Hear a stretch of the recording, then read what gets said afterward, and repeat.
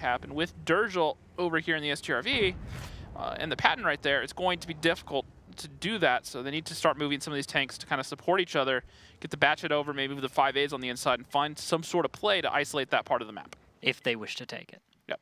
All right, that makes some sense. We'll have to follow along, see what comes next, because look at this. Bananas is actually shifting, and so is Greg, out of that southern position we saw them in a moment ago. And that kind of tells us that maybe that was a little bit more of a scouting run, more to feel things out than it was to perhaps bust any kind of a way through the lines of Dare. Maybe. We'll have to see what they decide to do, because Supernova has been left almost completely alone. No real support at all around him. And that's... Now, take a look at this, Randall. What? Durgel right here. Why is he doing that? Look at what he's running right now. He's actually going to move for a second. He's got binos, and he's got a net. Of course, and he's in a Sturf, which when it enters siege mode, gets nice camo bonus. Huh. So basically, he's a passive scout right now. He's far enough away from that cap. He won't be spotted by a tank on that cap. He won't be spotted until someone tries to come around across this open field in front of him. Or someone barely finds the right angle, like Supernova is almost maybe about to. Not the Sturf, not at that range. So that Sturf, what that does, that gives them the light on the one part of the cap that they can't light anywhere else. But look at that. Batchat's getting a little bit of sneaky damage into Bird before jumping forward and taking some more ground up north. It looks like that's going to be what Teal Team 6 will dedicate themselves to. Unfortunately, they're going to find out the hard way that, yeah, there's some guys already watching the angle. And with that, now that we know where these defenses are from Teal Team 6's perspective, I guess one of the big questions is, what are they going to decide to dedicate to? Are they going to allow for maybe 1 or 2 more minutes of pressure before going for engagements, or what? Because right now, time is another factor. Oh, Durgel, by the way, getting spotted as he's shifting. It's going to be the SCRV deciding to get out of his spotting position, taking a shell for 404, and then going up and over a little bit of a cliff. Tricky there. He's actually about half hit points, more shells coming in from Greg in the middle of the map. Okay, this is going to turn into something. Durgel has no real support and looks like he'll be the one holding the southern part of the map, not doing damage elsewhere. At the same time, you've got a lot of shells going back and forth all over the place, as just everyone's trying to find those little angles to get some damage. Remember how I said they need to try to find a way to group up their guns to deal with those tanks on that south end of the map? I do remember. Instead of grouping up their guns, they just used a decoy, basically. They've pushed their tanks up into the north. They've gotten a little bit aggressive here, but they haven't really committed. They've been trading. Spooky's lost a lot of HP. They've made them think that most of their guns are up here, but there was 2 Batchats completely unspotted for Teal Team 6 this game, and Dare rotated a little bit early. The STRV wanted to make sure his gun was in the fight, didn't think anything would happen, and that was part of Teal Team 6's plan here was, hey, they need to rotate their guns up here, and they had 2 Batchats waiting for someone to get caught out in the open, and Durgel a little bit fortunate that he didn't get permatracked because he'd be dead right now. We'll have to see what they go for. That spot Nationwide's in right now is always just so frustrating probably to play against. He's just barely hull down slightly above you in elevation, makes it that much trickier to actually land any shells. Bring a few HE, just throw it out at him, see what happens, but you probably never get the kill.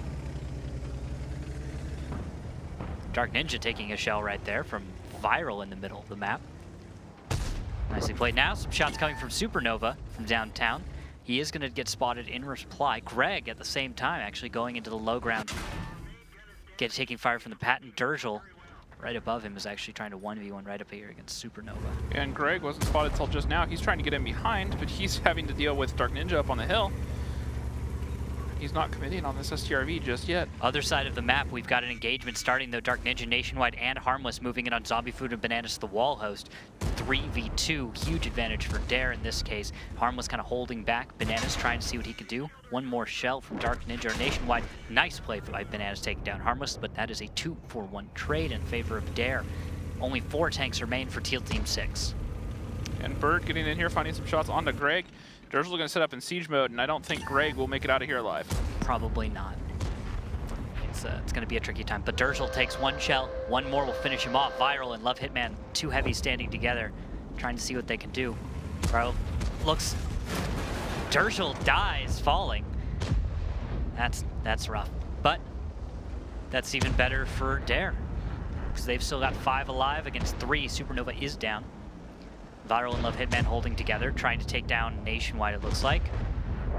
Greg's going to go down now, and that's 2 remaining for Teal Team 6. Aggressor Nationwide playing together, still alive.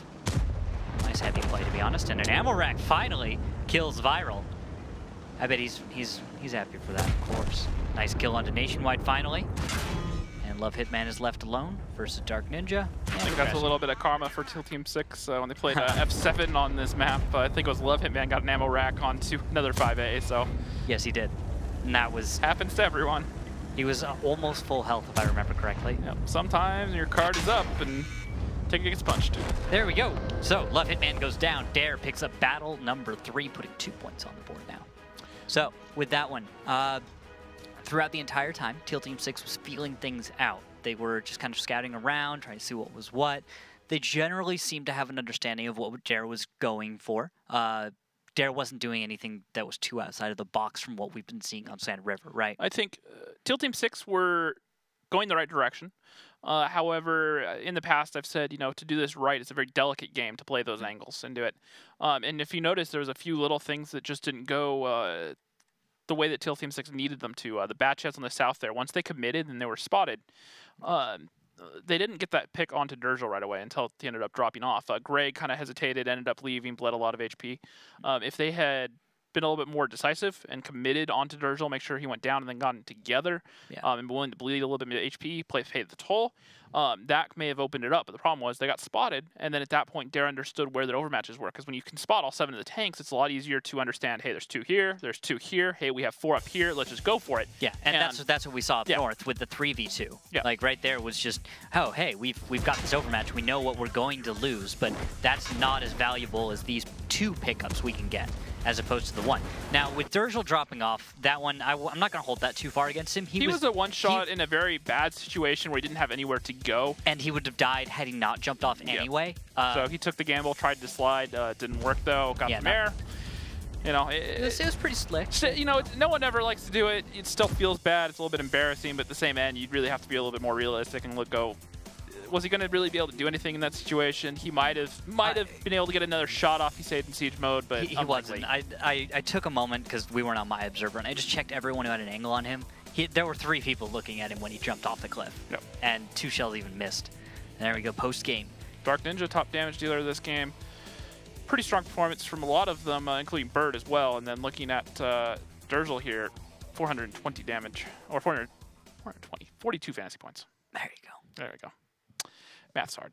Yeah, it is. Anyways, let's look at the lineups, James. There's 2 5As, 3 bat jets, and 2 Object 140s for Teal Team 6. Dare is going to go with some 5As. That's 1, 2, 3 of them, and then 3 bat jets and a T100. Are you surprised? No. Not too much.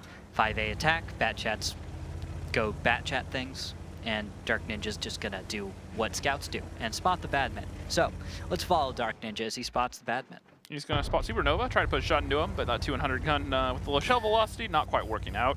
Nope. Supernova just heading towards the south. Going to go spot things down there. Oh, look at this across the north. Greg. Dark Ninja. No. But right now, let's pay attention to this. We've got a crazy push across the north right now. Bananas and Greg right now squaring off against Harmless. This is kind of a block play. 1, 2, 3 is going to move in as well. That could mean this is going to be a huge overmatch in the north. Could work against Teal Team 6, especially if Derek gets their stuff together in just a sec. But bit of a bold play coming out of Teal Team 6, who have not taken any damage yet this battle, while everybody on their team seems to have. So let's go ahead and actually take a moment, listen in with Teal Team 6, because there's got to be something crazy going on with their comms. Let's listen in. Yeah, their bat jets are getting out. Bat jets are getting out. Can I put a clip out onto Durgel? Or is that just a waste? Or aggressive? Oh my god. Yeah, no, you can now because they backed off.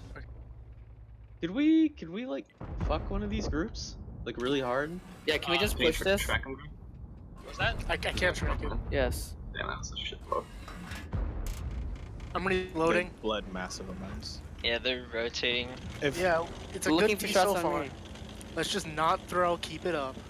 1, 2, 3 in the open. Bird's still trying to pressure me and Banana. Can anybody get around on him? Possibly. Hey man, do you have shots? I have Nationwide looking at me.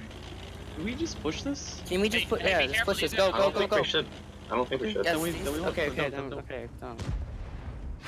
Like we have a huge advantage. Why like? Yeah, I'm gonna get Can off. this 140 Hey, get man, shots what do you out mean of start it? by? I'm getting stopped by this guy. He's yeah. down. Nationwide's getting out. I had to Okay, fall off. Hitman, come over here. Where? Can we get a relight? Never Try to mind. get over here and get No. like Just Actually, Bird's no, looking you for can't. shots. Where's here? where your normal spot is. Okay. No, don't do it now. It's too late. Okay. I'm going to go low. I'm gonna try and look for shots on Bird. I won't either. I mean, this guy's gonna get picked. No, I'm not. Eventually. I'm fine. Yeah, they're gonna start trying to look for it. Hitman Yep. is gonna struggle to. Can we get? Do we think we could have actually gotten this 140 down there? Yeah, go for 140 it. head that way.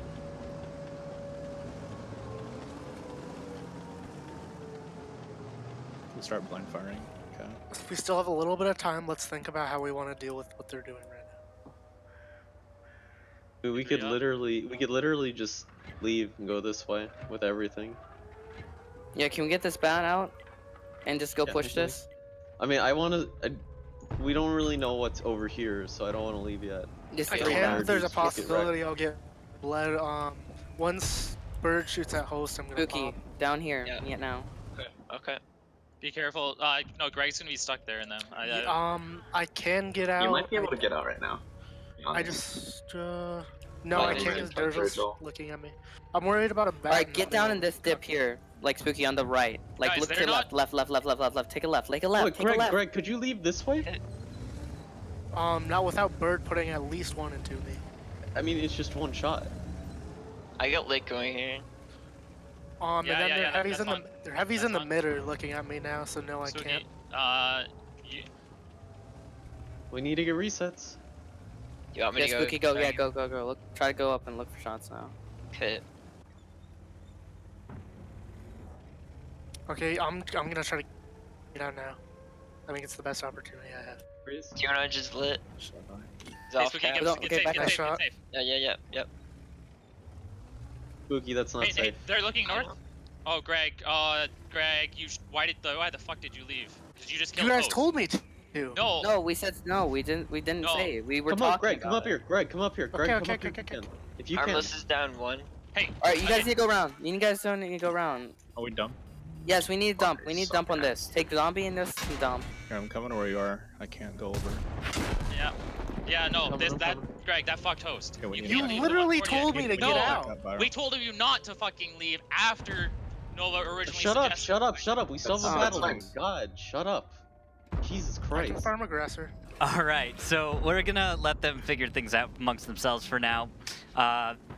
I think we let that go far enough. Let's get back into the match, James, and talk about that little move where we just saw Greg get out. That was where a little miscommunication happened. That could actually. Remember that conversation we had earlier about counting tanks in overmatches? When everything's spotted, it's really easy to understand. And when you're a team like Dare, you're going to take advantage of it, and you got a free tank out of it. And now they're going to dump over, try to find the pick onto Bird. At the same time, the heavies are pushing around. They're trying to use what little HP lead they have left to win this and just bully Dare. But Greg moves in right behind Bird and then, yes, gets the kill shot. Not bad for Teal Team 6. They're sitting on 4 versus the 5 of Dare. But hit points wise, Teal Team 6 is okay. They're not in a bad spot. Now it's a 4v4. This is manageable by Teal Team 6. Their early game is going to work for them here into the late game. No matter how much Dare may put up a fight, they lost too many hit points. And so even though Teal Team 6 may have made some little mistakes here, they are still able to recover. That's the important thing I want to note here, is because we just heard some messy comms. That does not mean that this is totally over yet. These guys have just recovered. Sounds like they're probably getting things under control. And now it's a 2v4, James. Yeah, we've talked about in the past the difference between having just one caller as your main caller and kind of the team calling atmosphere where everyone kind of makes decisions. What we just listened to, I'll just leave it at this, is probably one of the main key points against a lack of control, Sometimes a lot things of get lively confused. discussions. Yeah. Now don't necessarily think they hate each other or anything, just how they talk to each other. Sometimes just the lively, heated discussions are how teams work things out. But you know, take it for what it's worth. They'll work through it though, and that is going to make it 2-2. Now it has its pluses. That's the sort of systems have their pluses and minuses. But you need to make sure you have a bunch of personalities that are fine. You know, that can keep cool heads. And you know, I've said it in the past, some of the people on Teal Team 6 aren't necessarily known for having cool heads. So Yeah, they're a little bit, you know, more expressive. Yeah. Yeah. I think that's one way to put it. It is exactly the way to put it. They will not sit there and you know, keep their opinions to themselves. They will let you know. And so you know where they stand because they will not hide that. Yeah. And that's something to appreciate. Yeah, no, definitely. If you're running that system, it's something you almost have to do to a certain extent. Yeah. It's just, you know, you have to have the right personalities, and sometimes personalities don't necessarily match well in those systems. So, reviewing that battle, that was back and forth, a little crazy. Early on, though, Dare took so much damage from Teal Team 6's early play, which ended up panning out for them in the long run. Well, and some there little were things. So many low health tanks, though, for Dare that Teal Team 6, when they finally got their heads on straight, even after some mistakes, just the hit point difference was enough that they could recover from it. Yep, and looking at it here, what I was just about to talk about, Dark Ninja, 2,500 damage, 62 fantasy points, second overall in the series. Remember, he took 900 of his own HP at the start of the game. Bird also in the 5A, another 2,300. Love Hitman, though, top damage dealer for Teal Team 6, 75 fantasy points. Zombie Food getting another 3 kills as well. Scary Spooky Skeleton, only able to get off 1,800, but, you know, did what he needed to for his team. Yeah, does what it does. So, Spooky, though, I think that was one of the unfortunate little parts over there. His position did not work out. Yeah. Object 140 versus 5A. For an extended period of time, at anything outside of it in a very long range, not likely. Yeah, not 140 turret is not what it used to be. Generally, a 140 isn't supposed to be plopped in the same spot against a heavy tank. You're not going to win the RNG game. Yeah, probabilities are against you. Heat shells from 5A, especially at close range, they should be able to deal with that turret from the 140 relatively Heat shells easily. don't care about range. Exactly. Heat shells don't care. Well, it's not so much the penetration values, it's the accuracy of being able to hit them. Never, I don't care anymore. We got 5 IS-7s for Teal Team 6, a Bat Chat and a TVP. But this lineup from Dare Rising, an IS-7, 2 mice, a Foshby, an object, an FB-183, an Object 140, and a TVP. I like this. Okay, we're in for something fun. All right, so we got that TVP, nothing crazy there, right? Okay, but then we got a Fosh B, which, I mean, it's got 6 shells in a clip, ladies and gentlemen. And then right behind that Fosh B, we have the Boomstick. Oh, that's the 183 Sorry. coming out. That's the 183 right there. There we go. Yeah, Boomstick, and he's going to be running kit, med kit, rations. Good boy. So they're hoping to catch someone out pushing A5 right now. He brought 1 AP shell. Do you see that? Yeah, the rest are Hesh. Only carries 11 shots. It barely has time to fire all of those shells. All right, so this is going to be a north push. Which, you know, those happen. That's all I got. That's all I got. They just happen sometimes. Mouse is going to push up. That's Durgel doing the little mouse armor angly thing that mice love to do. And going towards the cap. Looks like we'll stack an IS-7 and maybe another mouse behind him. Fosh B and FV to just cover their long range. An Object 140 to watch the fountain at the middle of the map so that, you know, you've got someone watching your 6. Okay, altogether I see what is happening here. However, my skepticism is that one of the major things I'm seeing that could be arguably missing from this strat is vision up far ahead of these tanks. It's quite easy to go unspotted and return fire on the cap. It's an older meta, but it checks out. Yeah, I guess. Just the one thing that could end up working against Dare here is if they can get spotting, they could be able to hold on to this from safer distances. However, they brought a bunch of IS-7s. And IS-7s, James, aren't exactly scouts. They are a little bit... No, they're not. Supernova actually gets the drop onto Bird over at the fountain on the other side of the map. So keep an eye on those HPs as they go down as cap pressure is underway right now. And there we see Viral Bananas moving up. They'll be proxy spotting everything on cap and trying to get HE shells into a Durgel or into Harmless as they see fit or as they can. And the big thing to watch out for here is everything from Teal Team 6 is coming from just about the same direction. So this is a lot easier for those tank destroyers of Fosh and 1, 2, 3 to actually get connections. I'm actually going to jump back onto some of them because FV's got a beautiful angle towards the northern coverage on the cap. I doubt anyone's going to go for it. To get the resets. Oh, there are people going for it. Zombie Food's going to go. It's Harmless has the hit points though. You know what I said about the older meta, you know, this is exactly it. Use one tank, just say, hey, this tank's gonna die, and just have the other ones behind. But it looks like Viral's gonna push around, make sure he gets the reset. Hasn't actually gotten it yet though, and he's being punished by that Foch B who has him perma-tracked, and he may go down before he even gets the reset. Foch B takes him down. Oh, but the reset comes in just barely onto Harmless, and I don't even think it was Viral, but throwing his tank away in the process by getting perma-tracked there. Necessary play, but unfortunate. That Foch B has that strength, that clip. Such a potent autoloader. That it is. And now Love Hitman and Greg have moved into some difficult angles for Dare to deal with. From here, the Foch B 123, Dark Ninja, Aggressor, they don't have angles to cover Harmless. So Harmless is pretty much cut off right now, and that's going to prompt Dare to make some kind of a push.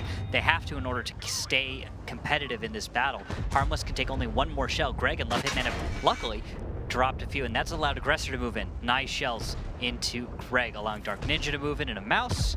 Nice connection, and then the Foch B, finally fully loaded, is just going to focus on Love Hitman. Too many of the guns backed off from the north. They underestimated exactly how many guns were up here for Dare and how many they needed to keep these I-7s alive. And they've just committed right now, and they do take down the Foch B. Wow. Nicely done.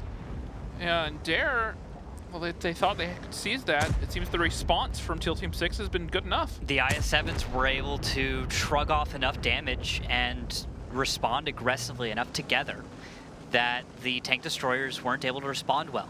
That was the problem. There's Teal Team 6 did not get scared enough by those positions, or alternately maybe just not enough connections by those Dare tanks. This looked like a perfect scenario for Dare. It looked like everything they could have wanted, aside from maybe the tank choices being a little bit more difficult for an FV-183 to deal with. I think the post-game stats will probably reveal how much damage was blocked rather well. I can see that Love Hitman's got 1,000 himself. Bananas hasn't even taken a shell. Greg's barely blocked any. No, altogether it doesn't look like armor was the biggest factor here.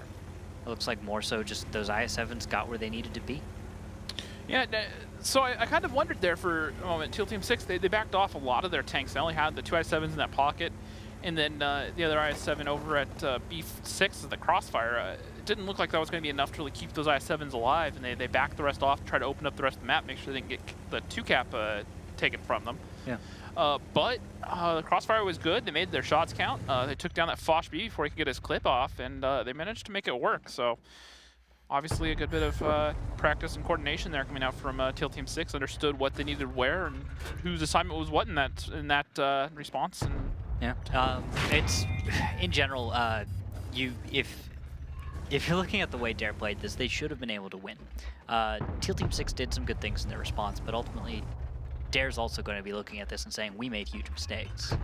We didn't connect shells that we were supposed to. We dropped the ball, is what they're going to say. I'm willing to bet, because that's not how that attack should have panned out. There were openings that should not have been allowed. I think tank choices might be something to criticize a little bit. You had a Foch B, a 183, and a TVP. Those are 3 tanks that have very different gaps in their ability to fire. The 183 fires about every, is it 23, 24? So yeah, it's about 24 seconds. 24 seconds, depending on what you bring. You've got the TVP, which is relatively fast firing, but rather delicate in that situation. High burst. High burst.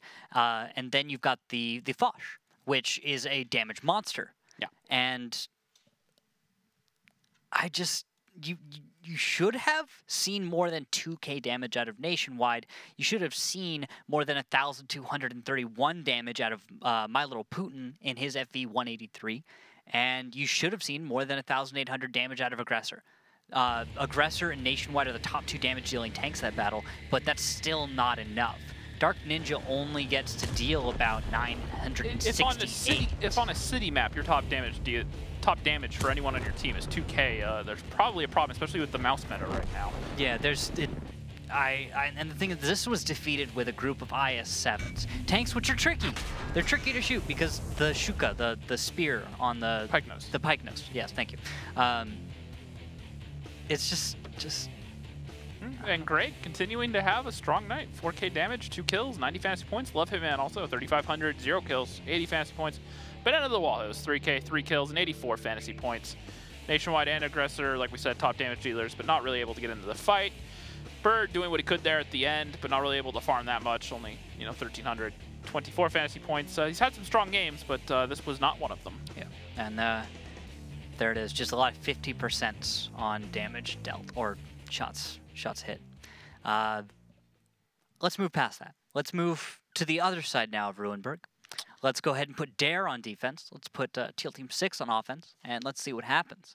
Because now you're looking at a Teal Team 6 lead over Dare. This is our second/third place team, Dare, who's been performing rather well. Is this the same lineup we just saw at Teal Team 6? Yeah, it is. It's literally the same thing. 5 IS-7s. 2 Batchat and a TVP. Yeah. I'm almost wondering if they thought they were on the attacking side last game. And they just messed up. They messed up and just made it work. We'll have to ask Greg if they win this. IS-7s. Knowing Teal Team 6, because that was a lineup we hadn't seen before on defense. It didn't really make a whole lot of sense just in terms of the lineup, but they made it work, so I'll give them that. But IS-7s I don't know if it was deliberate. I don't know either. That's what's weird. But now, these IS-7s, again, rolling out right down the middle.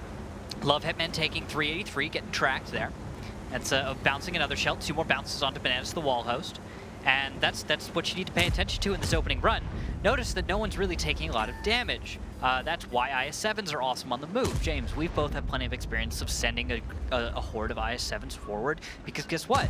There's so many of them that it's kind of confusing to figure out who to shoot at. And, well, they have great spaced armor on the sides. And not to mention the pike nose that we were talking about. Precisely. Shooting at range, very difficult to deal with. And now Teal Team 6 are in a decent position. However, the TVP and Batchat need to make themselves effective here if this is going to pan out for the side of Teal Team 6. Yes, we need to see a little bit more, because Durgel just took a lot of damage there. So Durgel being at 623, we need to see something happen. Right now in the city, Harmless, 123, and Nationwide are moving up, but because they're so slow, they're not able to really put a strong response out yet. So 123 has just gotten himself spotted. Nationwide's getting spotted. Yeah, now everyone on Teal Team 6 knows where the Dare tanks are. Just about everything from Dare is spotted. And that's going to make this difficult. Teal Team 6 should be able to come up with a response. They should be able to find the focus. They should be able to get something, make it happen. Supernova, though, taking a lot of damage in the north. He's down to 381 and almost flips himself, but does avoid a shot There's from no Aggressor. real plan for Teal Team 6 to deal with the zero line with how they're set up right now. TVP coming in late, but that's not the most ideal tank to deal with this. Nationwide takes a lot of damage. He's down to 444. Able to back off into safety, it looks like, at the last moment. Dark Ninja doing what he can to rifle off shots. TVP is just now starting to close, and he is spotted, so support fire should come in for Dark Ninja. Oh, he's actually just going to drop into the houses there, knowing that he can't go get that TVP. And the cap is going to come through, and that is going to be Teal Team 6 taking that right out from under Dare. Yeah. Wow. Everyone is still alive after that battle. Everyone. All right, James. That happened. I'll admit. Yeah, that was weird. Okay, ladies and gentlemen, so what just happened is you can see that James and I are confused. The reason we're confused, James, is because we expected Dare to be handling Teal Team 6 a lot better than this. But like we noted earlier on, if Teal Team 6 can get themselves off to a good start, they might be able to make something happen for them, which is Dare, from time to time, does rely a bit more on momentum. If they can't find a good way into a series, they've kind of gone downhill. Of all the hypotheticals we had before this game, Ruinberg was the one map where we really didn't... We missed it. We didn't really credit Teal Team 6 with really being able to take some rounds off Dare, but Dare, the only way I can say is they really just dropped the ball. Yeah. Didn't get the resets. Dark Ninja, shooting that T100 at that range, wasn't able to get any shots in. The I-7's doing a good job at shimmering back and forth there, being hard to hit, and there's not going to be really too much to see here. Greg doing top damage, 43 fantasy points, but in a fast cap where everyone's still alive, there's not going to be a lot of damage or fantasy points coming through there. Yeah, that was so weird. Okay, only 2k damage. There's not much to read into those post-game stats even. There's no one even got to deal much damage overall. I guess, wow, Supernova didn't get to do anything. Teal Team 6 has liked to prove us wrong this season. We've been, a lot of people have been doubting them, myself included, and I'm okay with this. Actually, I love surprises. I will give them that. You know, and they're playing well. I like what like I said, I've said over the last couple match days. I've really been impressed by what I've seen out of them. However, one match day after another, continuing to surprise us, and now they're taking it to our third place team, Dare Rising, and they are on match point. They already got 1 point out of this. No matter what, they got 1 point, even if Dare wins both on Murrow. Hey James. What? Hey James. What am I missing, Randall? I'm gonna wait for this video to finish. I'm gonna wait for this to finish. No. And when you see the tank lineups, James, when you see the tank lineups, oh yeah. That is Bird playing a Conqueror gun carriage. I love it. Hey, unknown one, if you're out there, does stun get me fantasy points? I really need to know that. Dark Ninja 105, a Bat Chat, a Mouse 215B, and a 5A. Top of some Bat Chats from Dare Rising. Tips. Till Team 697, a 5A, a Bat Chat, a TVP, a 103, a Bat Chat, and a T100. Oh boy. Yeah. Oh boy. It's good to have Artie again. Is it? I mean, like, kinda. There's a shout out from Nationwide Supernova doing Northern Sky Run. Ben as the wall host, moving forward fast. Because Artie is on the map, Teal Team 6 may be pulling an audible and saying, guys, because they have, you know, Artie, let's decide to finish this quickly before that GC decides to ruin our day. The Conk is now looking, firing, shot out towards a tank destroyer. It will splash onto Viral. You're gonna see Viral. Took a little bit of damage. He's gonna receive a short-term debuff, which almost is never a factor in the league, oddly enough. And Artie's gonna relocate, oddly enough. Bird deciding to... And Harmless actually has not been spotted in this town, so he should be able to get at least one reset if need be. He's going to move forward, same time Durgel is. He's still not spotted. He's in their blind spot. 10 seconds on cap. 5 seconds on reload for Artie. He's going to come forward, and he's going to find one shot onto... Shot out. There, and there comes another reset. That's Artie. And multiple stuns coming through there. Now Harmless is going to back up and get safe, as Zombie Food is trying to get aggressive on that ridge, but it looks like the gun's from Dare in position to punish. 1, 2, 3, trying to square off. Look, Bananas to the wall host moving in right now to try and ambush onto 1, 2, 3. Looks, gets 1 shell. Maybe a second? Probably not, no. And you might have to back off. Zombie backing off as well. Artie with 9 seconds left, looks towards cap again. And we'll probably see Aggressor try and proxy one more time, see what he can see. As he moves on up. Just going to take the blind shot, enough splash there that he should be able to get the reset even if he doesn't get the direct hit. There, complete reset. Of both tanks, just enough to damage the track of Greg there as well. Nice. All right, so this is kind of why Artie's amazing, because these fast caps don't really work. You got about 25 seconds of reload on a Conk GC, but in this attack defense mode, cap takes much longer than that. And, well, it's hard to get it, so it's faster cap than Artie can reload. There's your problem. So, unless you could have, you know, made this happen on the 2 cap, where maybe you could have gotten away with you know, denying vision, it's not going to happen on the North cap. Team 6. There again, another reset. Bird is going to be drowning in fantasy points. They're fine with this, though. Teal Team 6 are perfectly okay with this. If you look at this, Teal Team 6 are just distracting them with this cap. They know that they're going to wait for Artie to get the resets. They're not going to poke up and over. Yeah. But that also means that they can move their tanks around freely. And so Dare don't have the intel. They don't know that most of these tanks have backed off for Dare Rising. Or for Teal Team 6. So, you know, this Artie is actually almost working against Dare to a certain extent. Yeah. Well, hey, James, why don't we take a little listen and see how that's going on comms? Yeah. All right, well, let's just turn it on. There we go. Heavy tanks. Watch out for stir. We need to smash these heavies right now as these bats are reloading, as everything's reloading. Okay. Let's get something first. I7 maybe. Wherever we can. Alright. I have 15 seconds. Guys, play out, play low because the STRV. I'm gonna try to punish the Sturf, so he doesn't have much shots.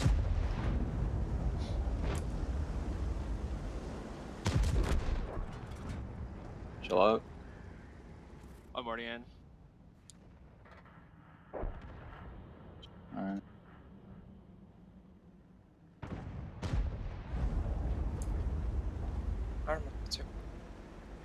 Almost have 7 seconds. Light tank's gonna kill me. And Teal Team 6 are about to take a 5-3 victory over Dare Rising as Bird does go down to Supernova. Batch has both 1 shot apiece. Wow. And that should just That's gonna 3 do more it. tanks. No, that's it, James. That's it. 1, 2, 3, and Harmless are the only tanks left. And he's got 1 shell. All our predictions were for Dare Rising to win. Everyone thought Dare was going to win. And Teal Team 6 surprising us all, and they're about to get that 5-2 victory. Yeah, turning it on its head. Taking our prediction, saying, nah, you guys And got wrecking my numbers. fantasy team in the process. Yeah, we both got wrecked today, sir. So did many of you out there. Yeah. This is a nice upset. This is the kind of thing that shouldn't happen, but when it does, James, this is why we're here. If someone out there stacked Teal Team 6 and they're looking for that Hail Mary to try to get Type 59 or just get into the stand-ins, Yeah. that's it right there. That's all you need is 2 players from Teal Team 6. If you had that forethought to think that that was actually going to be a thing that happened, you could have just won yourself Type 59 just based upon that prediction right there, which is absolutely absurd. But at the same time, It happened, though. throughout the series, we noticed a few Dare players were putting up solid numbers. So we'll have to wait until afterwards because we saw a few low damage games overall where neither team did Fast caps, multiple of them. which actually is going to result in lower fantasy points. So for those of you who like fantasy points at home, Yeah, the only good news is the other matches that we expect to be a lot more one-sided, which also would not translate into many fantasy points. And we can actually update you guys on those. It is going to be Elevate up 2-0 over F7 after Sand River, and it is 2-1 in favor of top tier with Mines, both of those rounds going to top tier. So overall, about going as expected in those matches. Eclipse losing, though, is a little bit surprising, but I think it's a little bit early on in that series to really gauge fairly. Yeah, well, but back to this.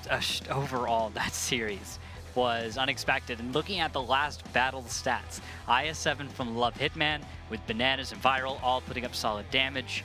And after that, 1, 2, 3, Bird in the Conch GC. The Conch GC did its job exceptionally well. Got 100 base defense points, but did not translate well into fantasy points, obviously, only getting 31. It's too bad.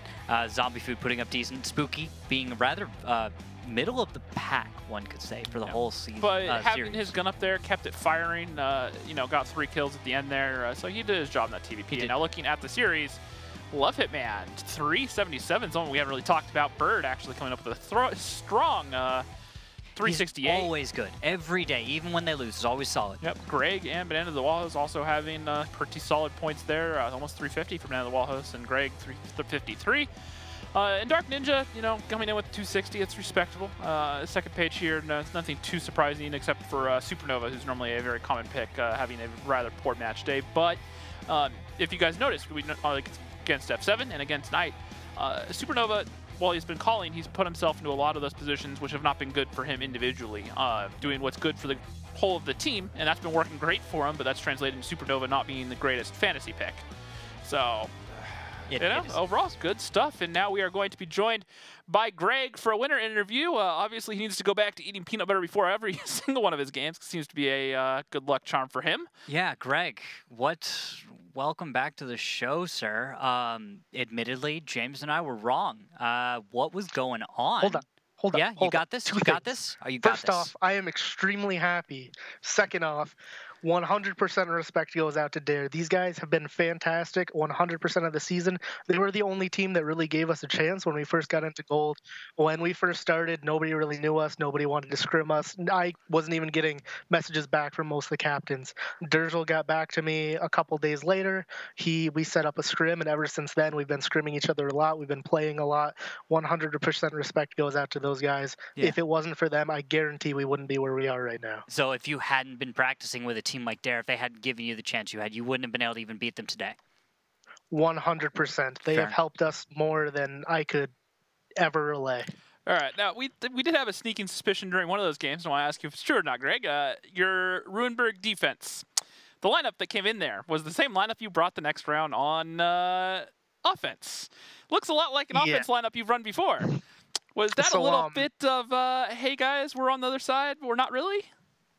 So one of the things about being a Teal Team 6, you know, is we're still learning a little bit. Yeah. Sometimes we forget the basics because we're so hyped up, we're amped. Yeah. And we thought we were defending and we were attacking. So that was a little meme. Let's talk about that a little bit. The IS-7s ended up working out somehow. New meta, 100%. Yeah, you're welcome. Are IS-7s every other team the counter to like Foshes and 183s and TVPs and stuff? Or is like that the counter? Do they just shrug I don't off know. shells? I tell you what, though, man, it's been a good night, dude. It had to happen at some point this season. I feel like I went off tonight. There was a match or two I didn't do so good, but overall, I did really well with the player. Everything just worked out fantastic for us. Our team gelled amazingly. Nova and Viral were on point with the strats and on the calls. Besides that one defense on Ruin, it was perfect. I couldn't ask for a better night. Absolutely. All right, Greg, I think that about does it for us. Any final thoughts for your fans out there? Have a good night, guys. Stay hydrated. All right, stay hydrated, and we'll see you on the battlefield, Greg. Bye-bye. Have a good night. Love you too, Greg. Love you too, Greg. All right. Wow. Yeah. Not what we saw coming. However, props off to Teal Team 6. Much deserved win. They put in the hard work. They've really played well the last couple match days. I've been thoroughly impressed. You was impressed by him? That was impressive. And I'm glad Greg said what he said about Dare, because that kind of fills in a lot about that. And mad respect, I guess, towards Dare. All right, guys. Well, that wasn't what we expected. However, it's done and dusted. It is going to be Dare losing 5-2 to Teal Team 6. However, up next, after we take a few minutes to get ready, it will be Aquatic M60s versus 07, so don't go anywhere. And welcome to the first in a series of videos I'm going to be doing for you about, well, not how to play the game, because there's plenty of better people. Basically, the theoretical maximum as to how far you can be able to see with your vehicle. Note, theoretical. Just because something is within that radius from your vehicle doesn't mean you're going to see it. There are modifiers in effect, and they vary depending on, is the vehicle camouflaged? Is the vehicle small? Is he cowardly hiding behind a bush? However, it is a good fundamental start point. The higher the view range, the better you'll see. You could be driving along, happy as Larry, watching an enemy vehicle trundle across the field, then all of a sudden, it vanishes. This is normal. The chances are he's probably just stopped behind a bush or something.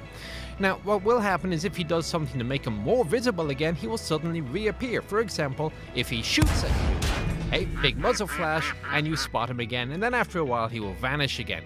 Get used to it, it happens.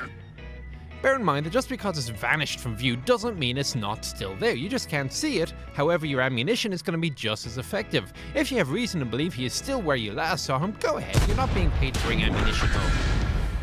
Now, no matter how good the guy's camouflage value is, if you get close enough, about 50 meters, you will spot him automatically, even if you don't have line of sight. And this represents you, shall we say, hearing the target vehicle. Now, it's not necessarily realistic, but it does get the job done, and it opens up a number of possibilities should you wish to illuminate a target for somebody else to deal with, which is usually safer for you. So that's it, fundamentals of spotting. I'm Nicholas Moore, the Chieftain, and I'll see you next time.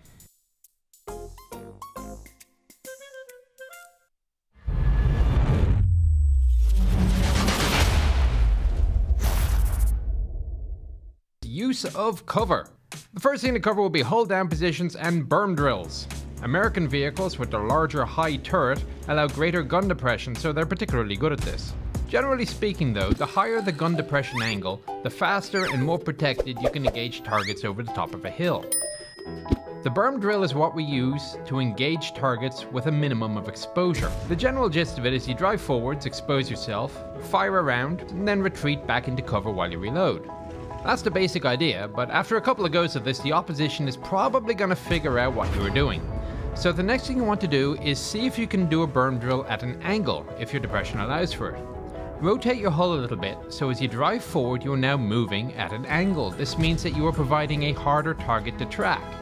So if you spin 90 degrees when in cover and you switch from going front left to front right, then from the opposition's point of view, he's not exactly going to be sure where you'll pop up from. And hopefully by the time he sees you, gets onto target and his aiming circle decreases, you'll already have your shot off and be back into cover again. Now the other thing of course is that artillery loves predictable targets. We'll get back to this a little bit later, but the general takeaway for now is that if you're doing the same thing again and again, you can expect a 155mm round coming right down into your engine deck. This is bad. Again, as much as possible, spin your hull, make yourself a harder target. The next thing is movement between positions. The saying is that tanks go as the waters flow, but not where the tall reeds grow. The idea behind this is to stay in the low ground. So let's say you're done with your berm drills and you want to advance. Unless you are absolutely, positively, completely sure that there's nobody on the far side of the hill waiting for you to crest, reverse, make a left or a right, go around the hill, stay on low ground, and you'll move forward that way in more relative safety. It'll provide you cover as well as probably concealment. The last thing I'm going to talk about is the DIP, the die in place position. The die in place position is one where you think you've got an awesome fighting position, and you very well may have one. The catch is that when it's time to leave, and eventually there will be a time to leave, you cannot do so without completely exposing yourself to God, country, artillery, anti-tank guns, and everything else. So just be careful when you're deciding upon your fighting position, have a think about it. So that's it for Use to Cover. I'm Nicholas Moore, the Chieftain. See you next time.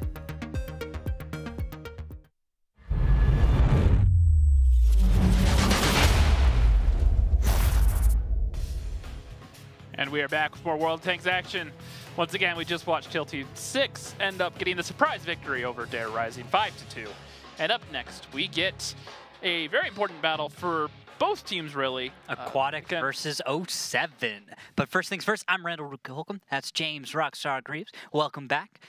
Don't forget, of course, on Twitter, follow us at WGLNA using that hashtag WGLNA. And of course on Facebook.com/WGLNA, where you can get, of course, little tips and tricks from James and myself before this broadcast on Facebook Live. Yep, for your Facebook Live free show, 4:30 Pacific. Make sure you guys check it out. Speaking of fantasy, though, make sure you check it out at fantasytanks.com. Get your best starting 7 up there. Compete against everyone in the community. Try to win a Type 59. Only a few days left. Remember, the prizes are per day, not just for the season. So if you haven't done it already, you can still go in there and try to win a Type 59 or gold or boost or premium time or a whole bunch of other stuff. Yep. So there's no reason not to go do it if you're not already doing so. Now, on to this match, Aquatic M60s versus 07. I said that it was important for both teams for a variety of reasons. Aquatic M60s currently sitting in 6th place, need to solidify their playoff spot. Mr. Man, been the MVP for this team so far this season. He's sitting at above 60 average fantasy points per game. Next best on the team is sitting at 49, which is big cheese. So obviously he's been doing a lot of work, but players like Pupil coming over from Eclipse trying to restore Aquatic M60s back towards the top. But so far this season, it's been a tough road. Yeah, we'll see if they can get off the struggle bus as they go up against 07, a team which is also on the struggle bus and on the highway to the danger zone. We'll be seeing Meadowhawk probably on the face-off. He's recently joined the team back on the battlefield, so we'll be looking to see how his play improves with everyone else. Yeah, and you know, they have players like Arclit, FC Dynamo, and Kolsoid, all from Ukraine, playing with these guys, and that's been a little bit of an issue for them with that language barrier, since Arclit's the only one that really speaks fluent English.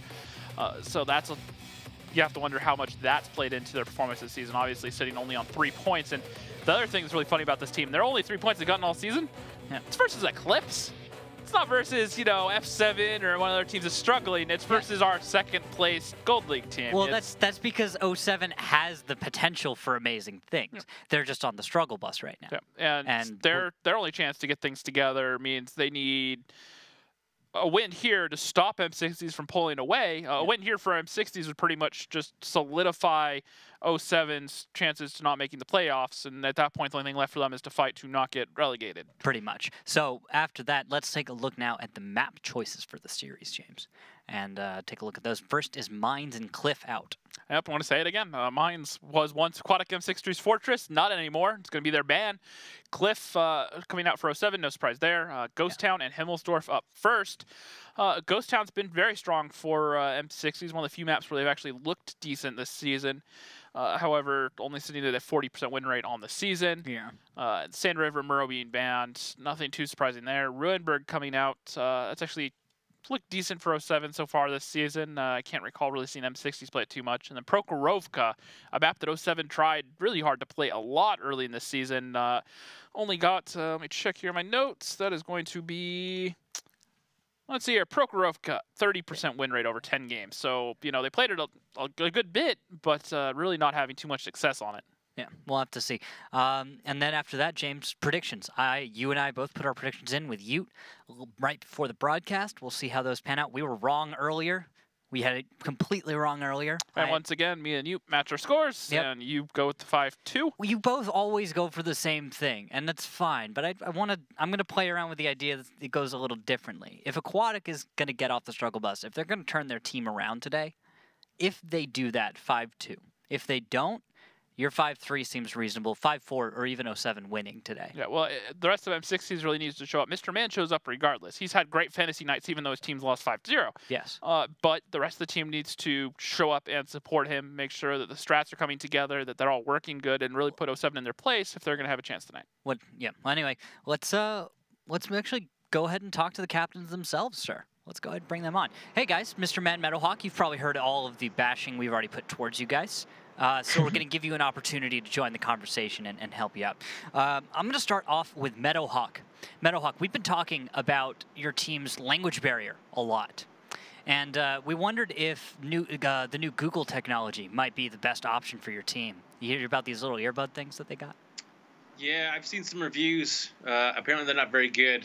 Oh. I imagine, because we have Warbander and Arclit translating, they just need to speed up their translations, and we should be good. Have you thought about sending them to training, perhaps a translator school or the UN? No. If anything, we're, 07, we're just going to win everything and go to Russia for the full immersion program while we win the grand finals. Yeah. That's definitely the plan we're going for right now. Okay. It's a solid plan. I think we're about 3/4 of the way there. We just need to get past AM60s, and it's all downhill from there. Oh, perfect. All right. All right. Now, Mr. Man, you guys have had a lot of ups and downs this season. You've had some good games, some bad games. You're coming off of a couple of those bad games. You guys are 3 games left in the season from the playoffs. Why is tonight important for you guys? Like you said earlier, if we want to make sure we have a spot in playoffs, we have to win against 07 tonight. And I don't know. Throughout the season, we've had a lot of losses, but I think we've learned a lot from it, and we've grown from it in a positive way. So hopefully that could carry on through tonight and into playoffs if we win. So you're not going to let the your last 2 games, which were both 5-0 losses to Elevate and Eclipse, bog you guys down? I think with how powerful Eclipse has been looking recently, and obviously Elevate throughout the whole season, we're not too disappointed about it. Obviously, we would have liked to, at least get 1, 2, 3 rounds, but yeah. Not this time. So morale's still in a decent place for you guys? Yeah, there was a point in the middle where it was looking really shaky, but I think we bounced back. So. All right, fair enough. Anything else right now? No. All right, guys. Mr. Man, you have any final thoughts for Meadowhawk in 07? No. Good luck. Have fun. Excited for the match. All right, Meadowhawk, any final thoughts for Mr. Man, Aquatic M60s? It'll be a good one. We've always had good matches. Hopefully, it goes back and forth instead of just one way to make it exciting for the fans. All right, thank you guys for joining us, and we'll see you guys in the battlefield in just a few minutes. For the fans. All right. So with what we've heard from both teams, bouncing back, trying to figure things out. Looks like 07's go for the full immersion program. Decides to learn Russian instead of learning English. I guess it's easier the other way. I mean, Andy Pants has been learning Russian from what I've heard. Russian is easier to pick up than English. English is full of stupid rules. You can say things that mean literally the opposite, just based entirely on like nebulous context. Jumbo shrimp? Yeah, like it's you move to a different state in the United States and you can barely understand people. It's hard enough already. So it's the thing. Now, let's look at the map number 1 as these guys start to ready up. The timer has started. We're going to head to Ghost Town for battle number 1, James. And I want to hear about your predictions, your thoughts on this one. Ghost Town, I think M60s need to start strong. 07 have looked decent on this map. They've had a few good games, especially if like Meadowhawk, for example, getting up in that Leopard up on the boost, being able to put up some good damage. Coleswood in the bat chat lurking around has been able to really get in there and be a nuisance, win a lot of 1v1s. But if M60s are going to do this comfortably, I think making a statement early on and taking this 2-0 is going to be important. All right. So that 2-0 start. If it happens, what happens? If it doesn't, what happens? If it doesn't, I'd see 07 could very easily get into this because both these teams are really struggling. And look at, what is it with the lineups today? All right, 2 mice, T57, 3 5As, and a bat chat for Aquatic. 50B, 2 mice, 2 Type 5s, a Jagdpanzer E100, and Colosoid with a bat chat. You know, Arclet's been one of those people that's really liked bringing those tanks that are out there, kind of outside the box. And we haven't seen that Jagd E100 in a broadcast match. However, it has been seen a few times off broadcast. Yeah, I believe it has 4 or 5 games recorded across all teams off broadcast. And it's a tank that has certain roles. Something to remember is its heat shell penetration is nothing short of godly. Let's just go with that. E3 frontal armor doesn't even stand up to it most of the time, so should be able to make quick work of those mice. And, you know, in seasons past, we've mentioned how Arclet can be the one that kind of thinks outside the box, does things that aren't traditional. I remember the first season of Tier 10 when he was playing with a high voltage still, bringing stuff like 268s, and was the first one really pioneer the bringing mice before they were buffed. Hasn't been something that we've seen out of 07 this season. They've been trying to really play the meta game, not really getting too crazy with strats and whatnot. And Mr. Man making that opening scout run on the bat chat. Yep, it's Colosoid on the other side for 07 making a scout run. He only spots one of the 5As from Aquatic M60 before escaping west into the traditional position for a bat chat. We'll see what happens with him as he makes his little exploration around the map. Looks like FC Dynamo's just going to do spins and knock down trees for a minute as 07 sets up for a pretty standard defense. Looks like they'll use the Jagdpanzer to cover the normal victory road there. And when tanks poke up, even the 5As, the heat shell should just be able to slam right through the turret. Not really pose too much of a problem. It would take the mouse being angled very, very well to make the heat shells in this thing bounce. Or hit some spaced armor or something other, because at the end of the day, this is a heat shell. And it looks like Faust is going to find those cappers. Looks like Pupil and Big Cheese will be on cap, and not really a strong showing as a response yet from 07. They've, of course, got 45 seconds left. We've been sitting here talking about how good the penetration and how hard this thing hits, but what are the downsides to the JPE Randall? Well, I mean, it's a tank destroyer, James. It's big, high profile, means not too hard a target to hit. And because it's such a high profile, if you get on the sides or the backside of a Jagd E100, you're going to tear it apart. Mobility also, is a huge issue. Mobility, the giant lower glacius. Another thing I was going to get to is it's turretless. Yep. Only points one direction. That's tank destroyer for you. Now, looking at the fight for cap, Warbander is getting pressured really hard on the west side of the cap. He's opposite of Fosta, but the angles that are pressuring Warbander are way worse than they are for Fosta. So 07 is really losing on the hit point game right now. And a few more good shells into Warbander will take him down. The question right now is, what's 07 got as an option to really defend the cap? Because look at this, Arclet in that Jagd E100 is just getting torn up. You're going to poke around the corner, the T-57 sitting there waiting for him. Yeah, we'll get off some good shots. Marsh, that is. 3 seconds. Fosta moves out. Bounces. Doesn't get the reset, and that's going to speed. Oh, nope. The last second reset comes in onto Big Cheese. But 07 are bleeding a lot of HP to get it done, and that 57 is about to be off reload. JPE does end Felix, though. Pupil taking some more damage, being the one focused out right now by 07. FC Dynamo on reload in the 50B. Warbander sneaks back, gets the kill into Pupil. Nice bounce as well. Keeps himself alive. Warbander living way longer than I expected. And there we go. Nice shots into Big Cheese.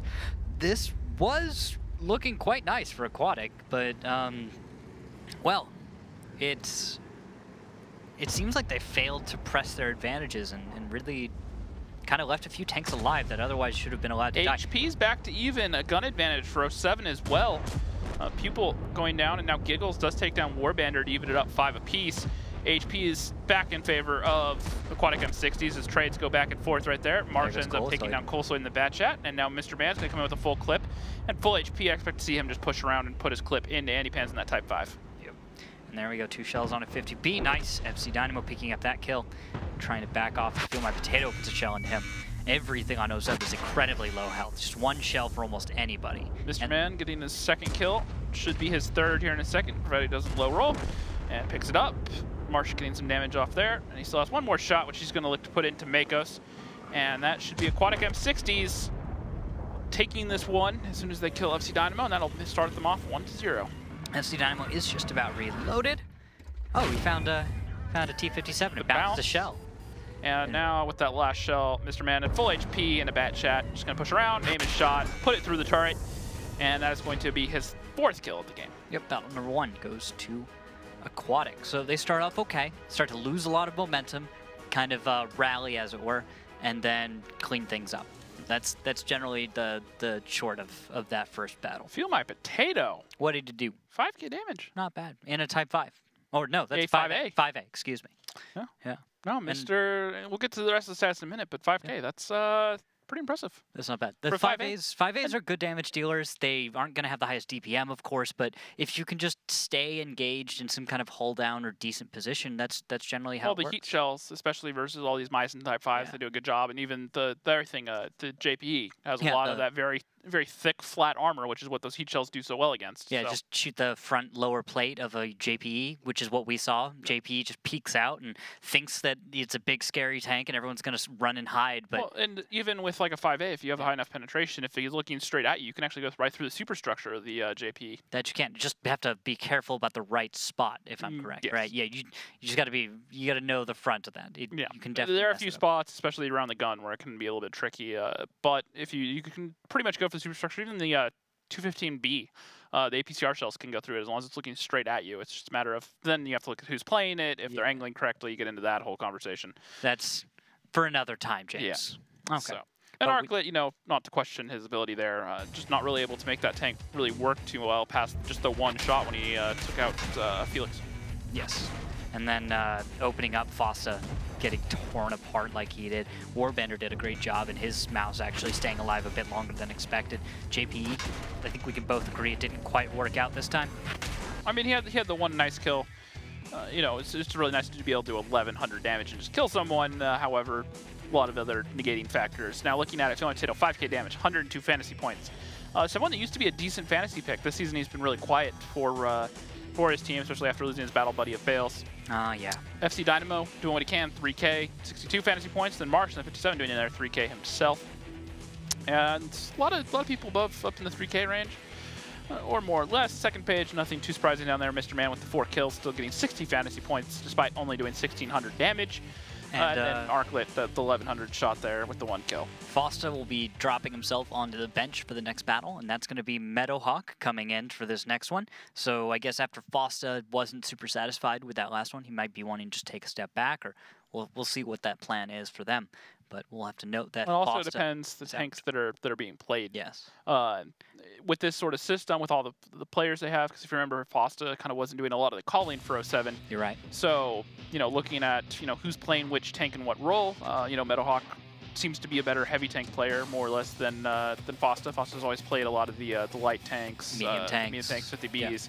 Yeah. In this, where he needs to play heavy tank, it seems to be more Meadowhawk's wheelhouse. And looking at the lineups as they come in. You got 2 mice, type 5, 2 T57s, a 5A, and a bat chat for aquatic M60s. 07, 2 mice, 3 5As, 50B, and a bat chat. All right, let's go ahead and take a look. Who's who, what's happening? Mr. Man goes for the opening scout run, rather conservatively. On the other side, Colasoid, also going for a nice conservative opening.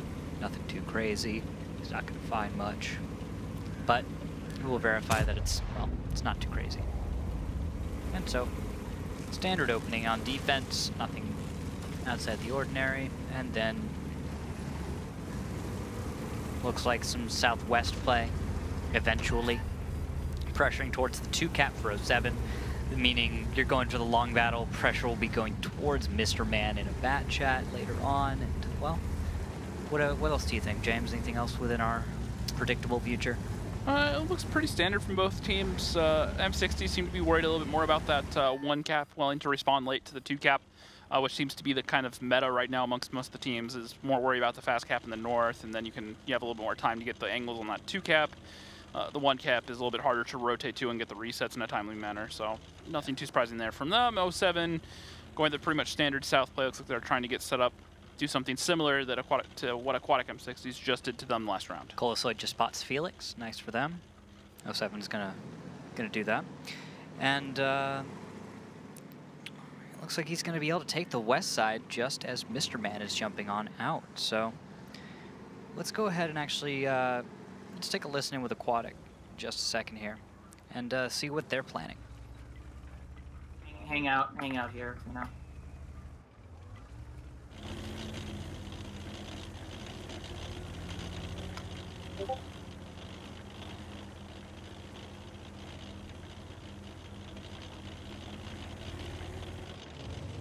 We haven't seen their Wheaties in a long time. They might rush the one any second too. Oh, full swords come. Dandy, can you like come back to here, maybe? Yeah. He's pushing fairly aggressively. I'm watching for it. Yeah, Mice, you need to start getting more aggressive in here. Like, you know, don't get fucked on, but I don't know if I'll have a shot on him that.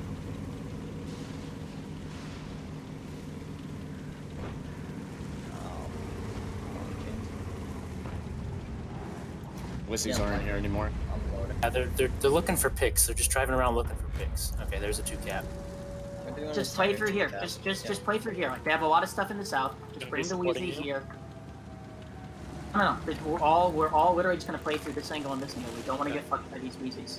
Like, if anything, we could even like get all the way around here. Like, if we have time with like a pad or something. Yeah, somewhere. I want to cross that. There's Something a fired Wizzy at in this corner. There's a Wizzy and a Mouse at this corner right here. I don't know why I'm not spotting them. They're sitting like back. Okay. Back behind the bushes.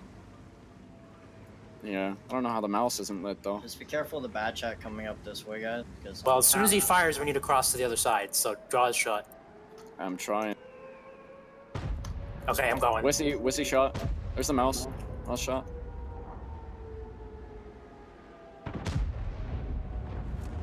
don't know where the 50B is yet. Can we just fuck on Andrew? 50B southeast. He's shooting me. 3. Got the Reese. 50B, anybody? Focus mines. I can kill 50B. Yeah, 50B put a shot into me as well. He's loading. Alright, their 5As are gonna come for this up. Let's just kill this Mouse, please. Alright, I got like 4 seconds. That's coming through, Matt. Careful. Meadow shot. Makos is flanking. We should go forward. Yeah, we need to go forward. Getting farmed. I need help with the batch. I have 3 Matt if you draw him out. Oh, you can't kill me now. You can't kill me. Makos is kind of trapped. Yeah, let's try and pinch Makos, Dendy. Somebody tell me if Warbander fires. The shot. Still hot fire. Is Warbander fired?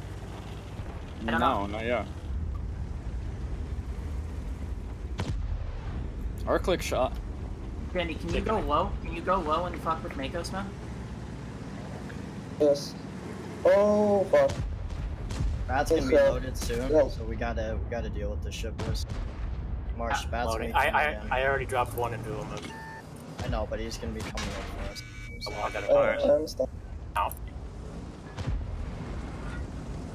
I mean, we could front him. I mean, we kind of have to. Wherever he's coming Jeez, if from. you can just go take the hits, I can clip Bander. Okay. One shot though. Arclet's 5 seconds, I think. Wait for Arclet to shoot. Shoot at our guys. Oh. Yeah, Shoot at our You're guys. gonna have to back up.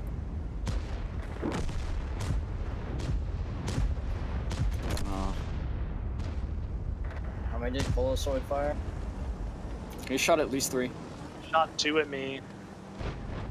I got it back. 1 into me. It's 1 shot. I'm dropping clip. Yeah, I'm gonna go kill him. Oh, They're pushing on us. He's not out, I don't think.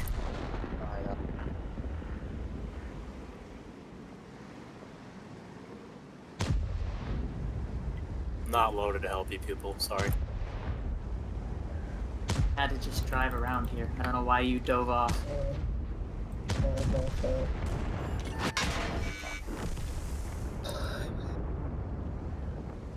needed to be out wide so I could have been ready for that.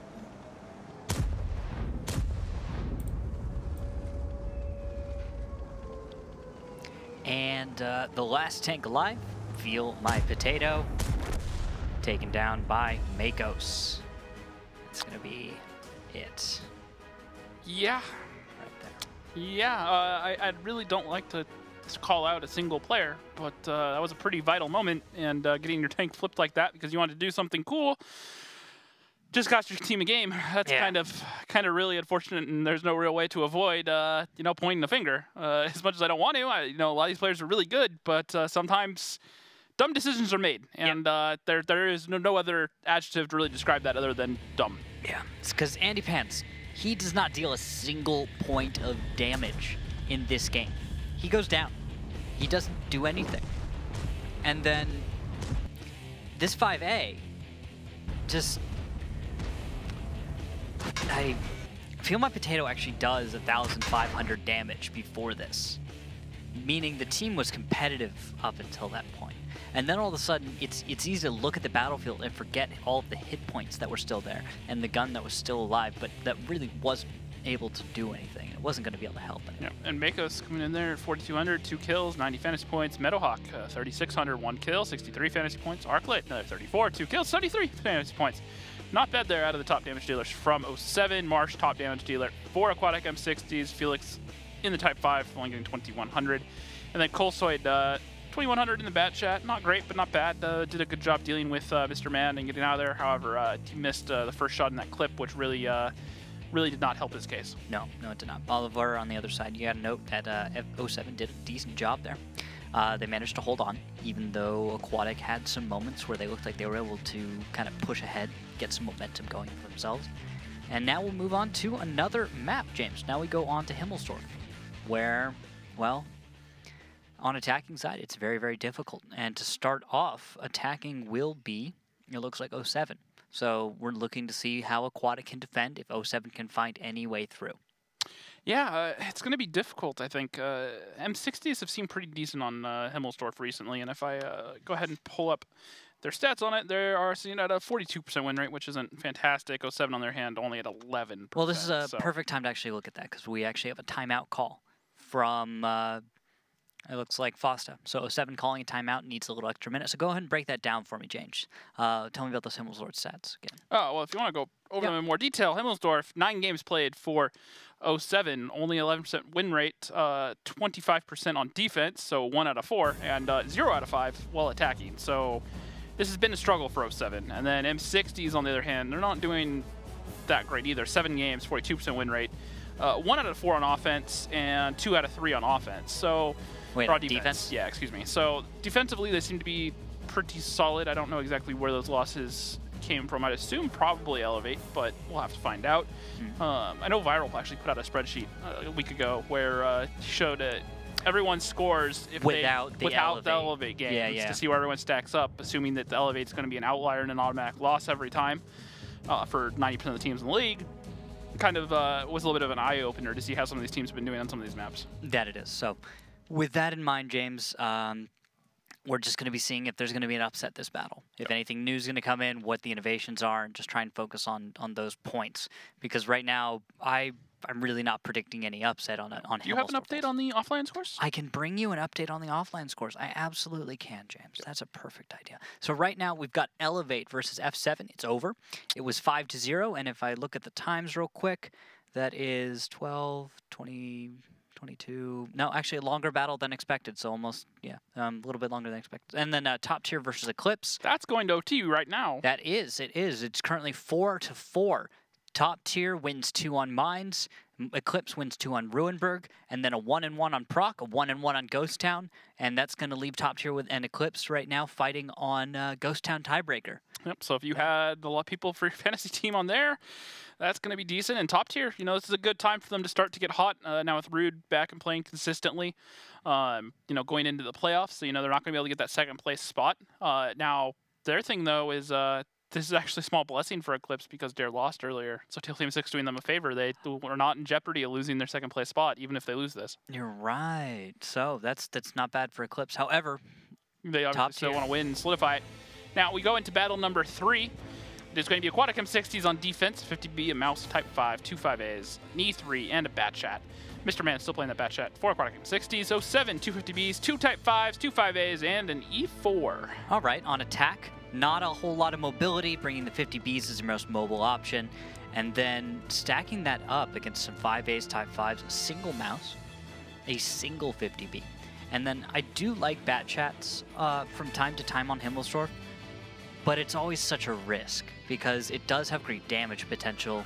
It's just that it's a little bit soft for many of the engagements where a 50B might be more appropriate. I think it really depends on how you're planning to set up and play, and then that also, if if you're bringing it to really play to the bat chat's strength, that can also telegraph to the other team what you're going to do as far as strat goes. So definitely something to keep an eye on, because if you're bringing the bat chat, it's not really super effective up on the hill, which means you need to open up the 1-2-3 line, but that also means that you're not going to heavily focus on the 1-2-3 line. So maybe a way to counter him out. Now, they are actually on defense, though, so using him as the early scout to push down there, they might find the 50Bs of Colsoid and FC Dynamo, who will be loaded by the time he gets there. But it looks like are they going to go for perhaps shots up the mid? Looks like Colsoid is, or not Colsoid, but FC Dynamo is, and it looks like one of the 5As is actually pushing straight down the 8 line, trying to get the early spots and anything crossing A8. That's. And he is just going full speed. Fosta heads up, gets 372 of HE from Felix, right to the face. Says, "Hey, how you doing?" And that's right up in the middle of the map. Spotting for both sides. Looks like good amount of vision for onto Aquatic. 07 getting an idea that there's a mouse 5A to the west, and E3 in the middle towards Cap. Fosta stacking up. Oh, Felix 484 after another hit. He's down to 1,100. Nice opening shots from 07 are actually going to put decent damage onto Felix. That is a crucial tank on defense, and the softer it is, the easier it is later on in this battle. So good little gain there from 07. Felix getting a little greedy, one could say. Yeah, I definitely have to agree. Tremaine trying to get some spots as well, and getting punished for it. Now he has no choice but to just very, very slowly back up all the way into this pocket at A5. He's back. And he'll just chill there for the rest of the battle, probably. Same time, I want to point out there's a 5A. Who is that? It's major issues. You're following already, James. Major issues in a 5A. His current position is quite aggressive. However, let's take a moment and look at Mr. Man. And just to clarify there, the damage stat, almost 50,000 sniper damage. That means damage above, I believe it's 300 meters. That is correct. So, he makes those bat shots work. I don't know that it'll do a whole lot to increase the sniper damage stat on Himmelsdorf, but... I mean, he barely has the option for 300 meter. Unless he's shooting from the hill across. There's some really sneaky blind fire angles you can get to, like from the hill you can blind fire both sides of E1 even without a render range. Yeah. Seen that done a couple of times. I've definitely done that a few times. It works. The angle's really nice even for a bat chat. You don't lose shells into the dirt 5 meters, 10 meters ahead of your target too much because it just dropped it right there. And the rest of the team from 07 really taking their time, making sure they don't get caught out. They seem to be a little bit weary of a 1-2 line push, someone rotating in behind. That's why they still have a lot of their tanks down there, and they're just now moving one of their Type 5s, or no, the 5A, excuse me, up the 8 line to join them, and it's going to be Fossa. It's going to cut across into the courtyard.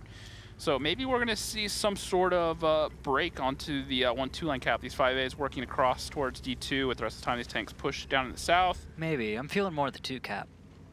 You know, just... Well, actually Fossa backed out, so yeah, I think they are going for the 2 cap. And where Makos is right now, it's looking like a 2 cap. With the Type 5 and the E4, they're hard to see on that minimap, but I think that's the tell that says that this is going towards that 2 cap. And if it isn't, it's just meant to draw Aquatic into a fight. And there we go. That's why the 5A doesn't necessarily always work on the hill. It's tall enough to get spotted. I mean, it's not the end of the world, but it is a factor. They would have figured out that he was pushing down there in a matter of moments anyways. Yeah, but... Now what that may do, though, is trigger the push, because you're going to see Mr. Man start moving in the south down there. And if he's not careful, he could find the Type 5 and the 50Bs. He knows that there's something up. He's going to come around the corner, and there are the 50Bs, both looking for him, and they've double-tapped him, track him out in the open. Follow-up shots come through. That's a double volley he ate. He's down to a 1-shot, and now they're going to push forward, but they're going to push into a trap. They're going to over-rotate, and they're going to get caught out themselves. They're out in the open, and that's going to be Colsoid. Has 4 guns all looking for him, coming through from multiple angles. He's going to push forward. Nice play. People picks him up. Aquatic. Now, it did cost.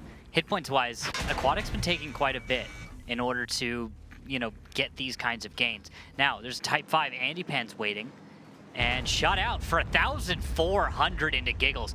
Yeah, that makes him think twice, and he's going to back Type off. 5 doing Type 5 things, but 50B's reloading. And a follow-up for Major Issues. Nice kill, but then FC Dynamo is a trade-out. So that entire engagement, you traded Giggles and most of Mr. Man's hit points for FC Dynamo and Colosoid. Worth? Don't know. No, judging by the north. And there's Felix. All right, at the end of the day, it looks like everybody's going to start dying. Okay. Mr. Man finally goes down, and now the only place left for 07 is the north, really, as these tanks keep snowballing through, trying to catch up with that Type 5. Wow. Okay.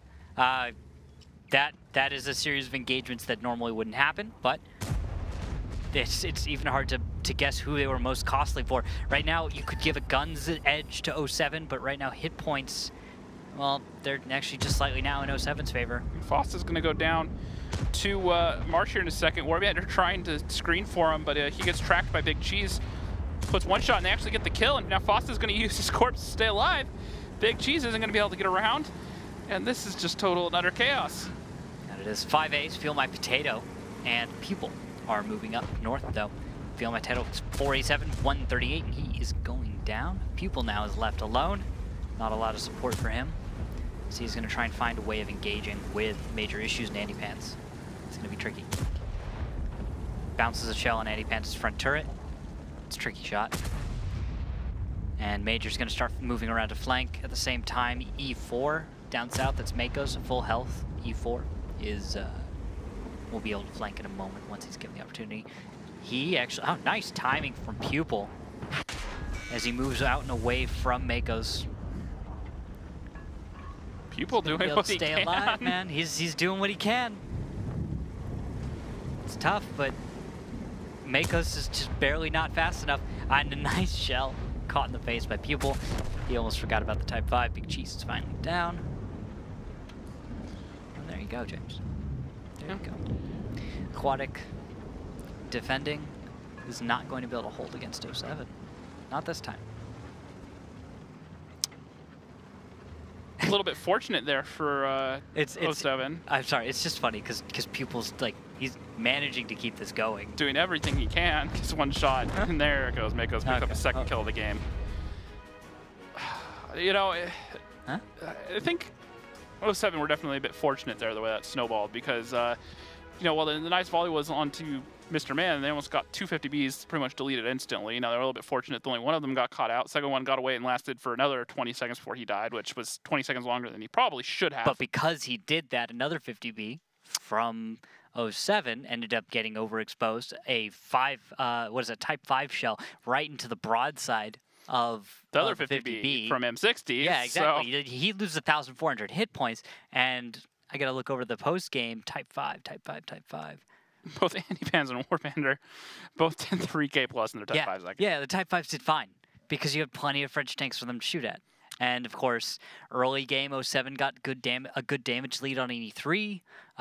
They just found these little places to make that happen. And while Aquatic did go for what was a nice play, like there was something to it.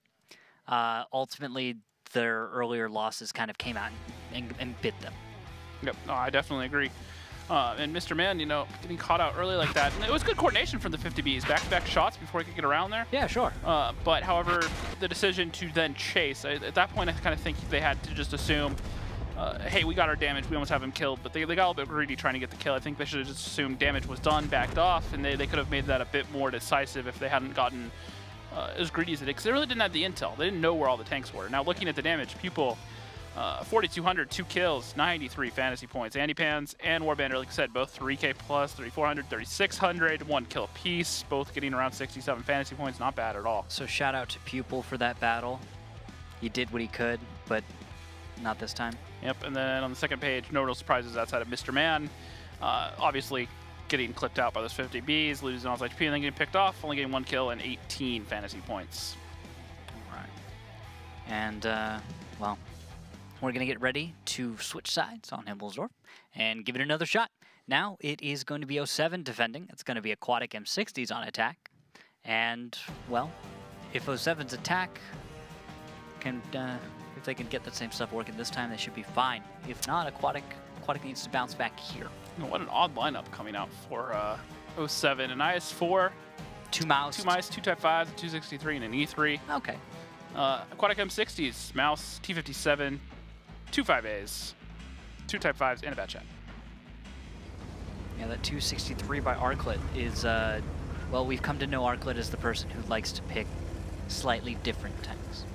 Yeah, we've seen 263 used a couple times this season, mostly by Eclipse, but it is a very strong tank in our situation. It's great frontal armor, laser accurate, very high DPM, good shell travel time. Not quite as good DPM as the SCRV, but it doesn't have to deal with the siege mode, and it also has pretty good penetration. So, you know, the combination of such can make it a great tank when you can keep it at range and with stuff in front of you. However, its side armor is paper thin to the point where it can't even side scrape. If it's just remotely exposed, pretty much any shell will go through it unless you hit the auto bounce angle, which is a very, very, very limited angle. That it is. And also the other downside is the ammo rack is actually on the sides of the turret basket. So when you take a shot to the side, not only are you going to get easily penetrated, but there's a high chance that you take damage to your ammo rack. I see. Now, looking across the battlefield, James, looks like a standard feel or strat. Send some tanks out, see what you can see. Looks like Feel My Potatoes trying to find an angle on Warbander. And it looks like an angle from Marsh on the hill as well, towards his positions. Okay, Mr. Man looking for a shot on the Makos, on Warbander. He has him lit. And now that Makos knows that he's spotted, he fired one shot blind. Now Mr. Man's going to pull forward, try to find some shots. So much rubble here, I don't think he'll actually get it through. Winds it up on the turret. Ah, sends it flying. 370. Takes a shot in return for 590, though. Ah, not worth it. Not really worth it. That would be Arclet in that 263. He knew. Good shot there. He knows what's coming. And now they know where that 263 is and that Mouse, so they're going to group up all our tanks and rotate over towards the 8-9 line. And, well, as they head up the 8 line, as this begins, 07 is going to be in a position to respond. Well, not immediately, but in the next few minutes. Let's hear their comms as they come to the realization that this attack is coming.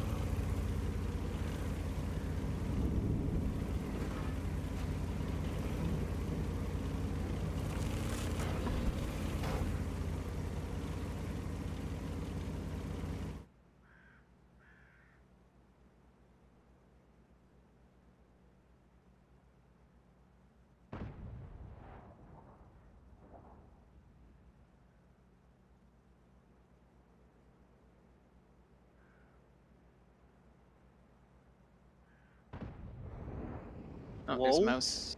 They're trying to screen with the Batchat and Mouse. You have a type there too. Yeah, I got fucked up. Yeah. I'm rotating. You have a spall liner? Yeah, rotate. I have a spall liner. Maybe this type might rotate as well and just.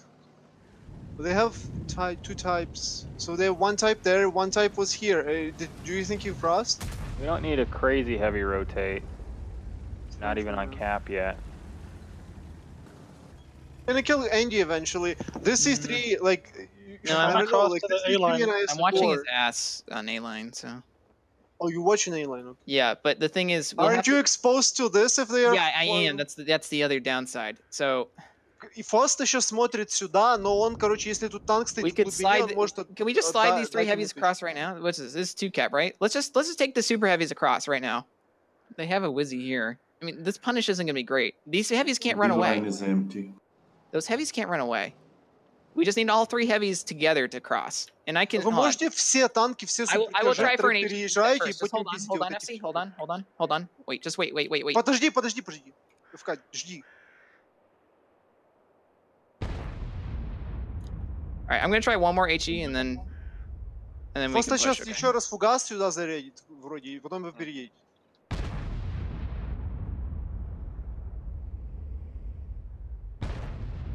Alright, that was as good as I was gonna get it, so go ahead and start pushing. Переезжайте. Oh, really? Oh, missed by a mile. Splash the ground. It's alright. Я переезжаю, я не свечу. We just kill these guys? They're yeah, alone. you just want to corner and They're kill alone. them. Yes, we want to. You can kill them. Don't go around. FC, don't go around first. FC, They're off cap. Need to kill them. Kill Mr. Man. Убейте. Kill the Batchat. Kill the Batchat. Yeah. Бачат убить.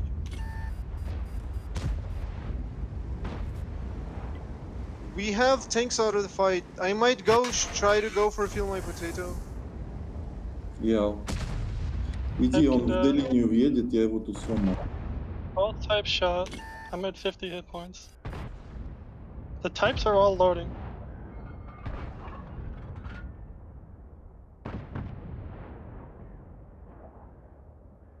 One, 0, shot 2. Yeah, I got one out for him. Он выстрелил.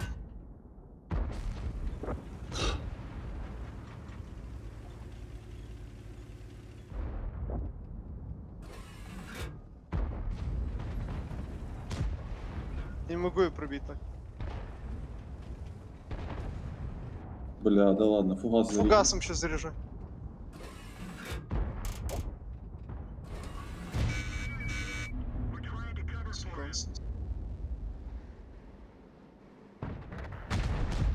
Alright, Arclet's getting pressure in the back. Our heavies just have to try and fucking survive right now. Я законтролю бата, Да он уже, он по мне 3 или 4, да.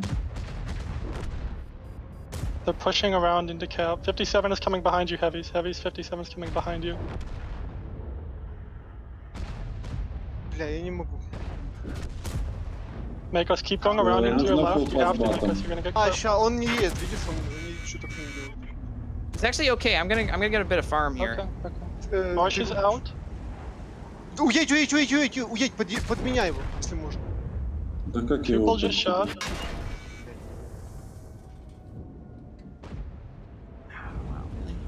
Marsh is loaded. He's gonna be loaded in 5. Yeah, the type can just fucking kill me though. All right.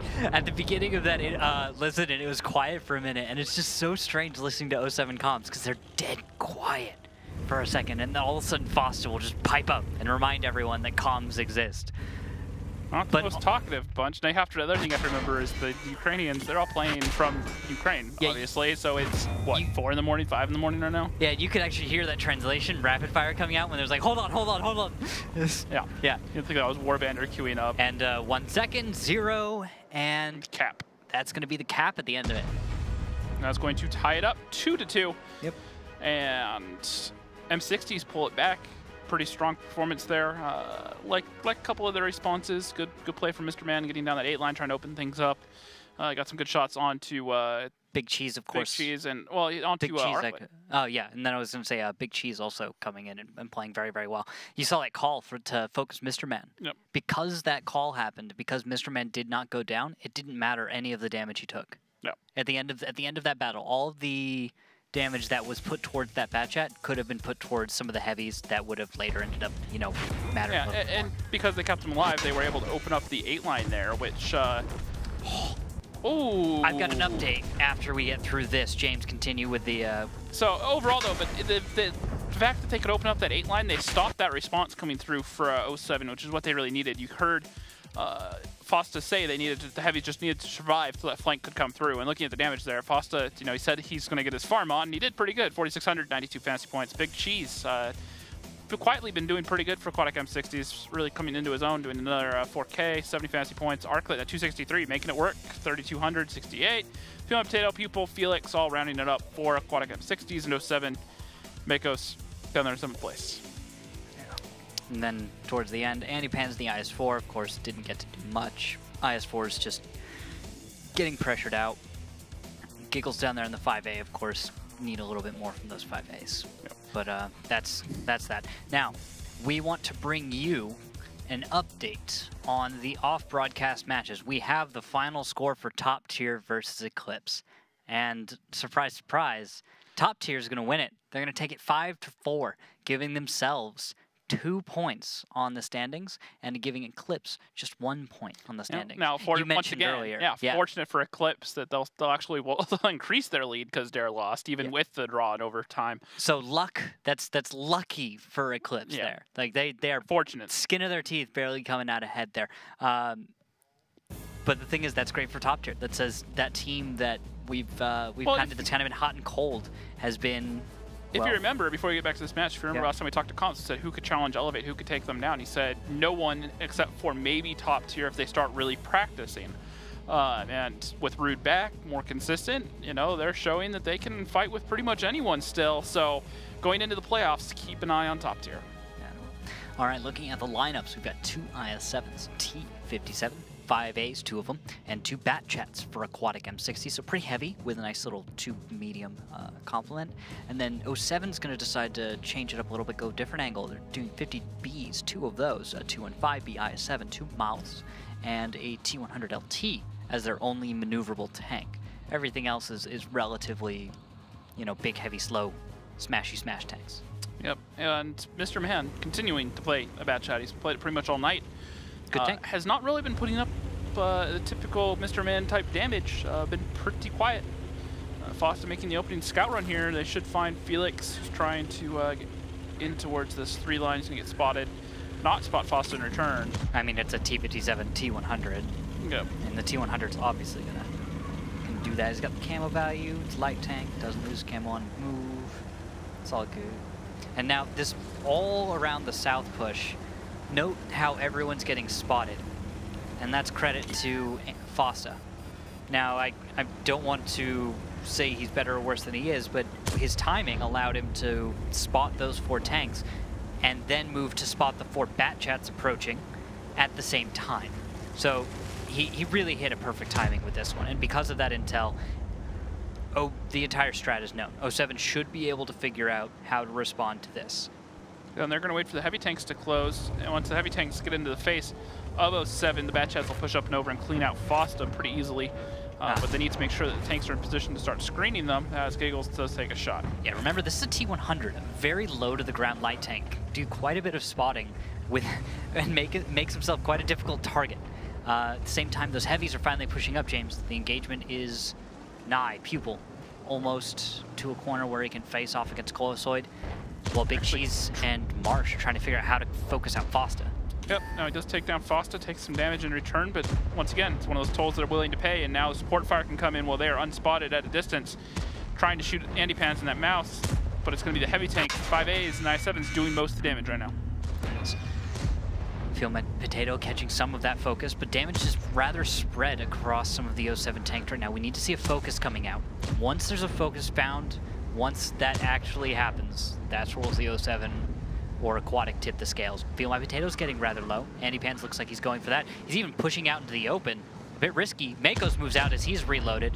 And there, Feel My Potato's focused. Big Cheese looks like he might be the follow-up, but there's a lot of focus towards Pupil as well. Yeah, it looks like focus is going to be on to Big Cheese. Sustained fire. Need to get that kill. There it is. Nicely done. Now, Marsh should be next. Colossoid looks like he's on fire even in his 215B. That tank always catches fire. And there we go. Final kill onto Marsh. 3 tanks alive for Aquatic.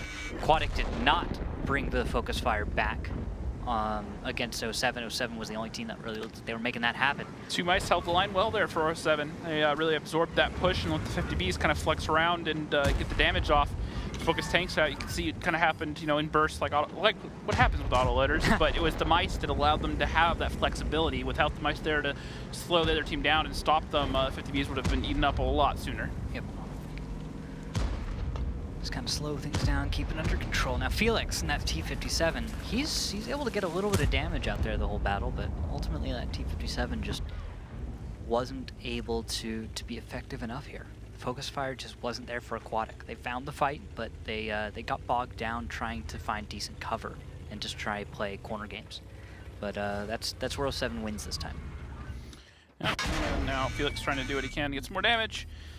Finds Warbander, but it's going to be too little, too late. Giggle's actually coming in. Might find some extra angles onto Big Cheese here. As Dynamo comes rolling around. And that's going to be it for him. And now Big Cheese coming in behind. Actually not spotted down here. He's going to go back to one of the traditional hidey hole spots. Let me try to slow us down. I did actually spot Warbander on the way through. FC Dynamo's picking the wrong way. Is Giggles gonna do this? Is he gonna stealth game these guys? No, he's gonna come around, he's gonna get spotted now. He's gonna get another shot off. Back up, and here comes FC Dynamo ready for him. Yeah, I guess. And that is going to give 07 the lead once again. 3-2 over M60s. Back and forth. Back and forth. Yeah, no, pretty much as predicted so far. You know, both these teams neck to neck, but I think you know, Aquatic M60s need to pull it together right now and if they're going to claw back into this, they really need this next round. Otherwise, I think that proc isn't going to look good for them, is what you're saying? I think. I mean, you have to remember, 07 played it a lot, and it's also just a risky map. Yep. Yeah, it's just high risk, high reward. You're going to go one line west side push or east side push from proc, but we'll get to proc and its riskiness later. Yep. The win here on Ruinberg is crucial. Yep. One more of those from. If Aquatic M60s win this round, I think they can win the series. But if they drop this round right now, I think it's pretty much over. You think so? Yeah, I think at this point, going into Proc, if 07 are up, I think the momentum will be on their favor, and they can steal one of those last 2 rounds somehow. They've been able to do it on every map so far. However, if M60s can win this and tie this up, Proc has been a strong spot for them in the past. They've not been great, but they've been good enough, and they've played it somewhat this season. Looking at it, they've played Proc 12 times. Now, their record on it is not fantastic, but they have a lot of experience, just like 07. And there's the focus fire, and there's that final kill. So, especially with Mr. Man and that STRV being able to put up some damage, I think they could work too well on Proc, but we have to get there first as FC Dynamo. On the first round, Ruinberg, 3,700, 2 kills, almost 100 fantasy points. Makos, their 50B, 2,860. Makos had a pretty strong match night so far. He is the top fantasy point scorer, 407. Felix doing what he can at T57 from downtown, but his HP was out of the fight, and the rest of the team not able to recover.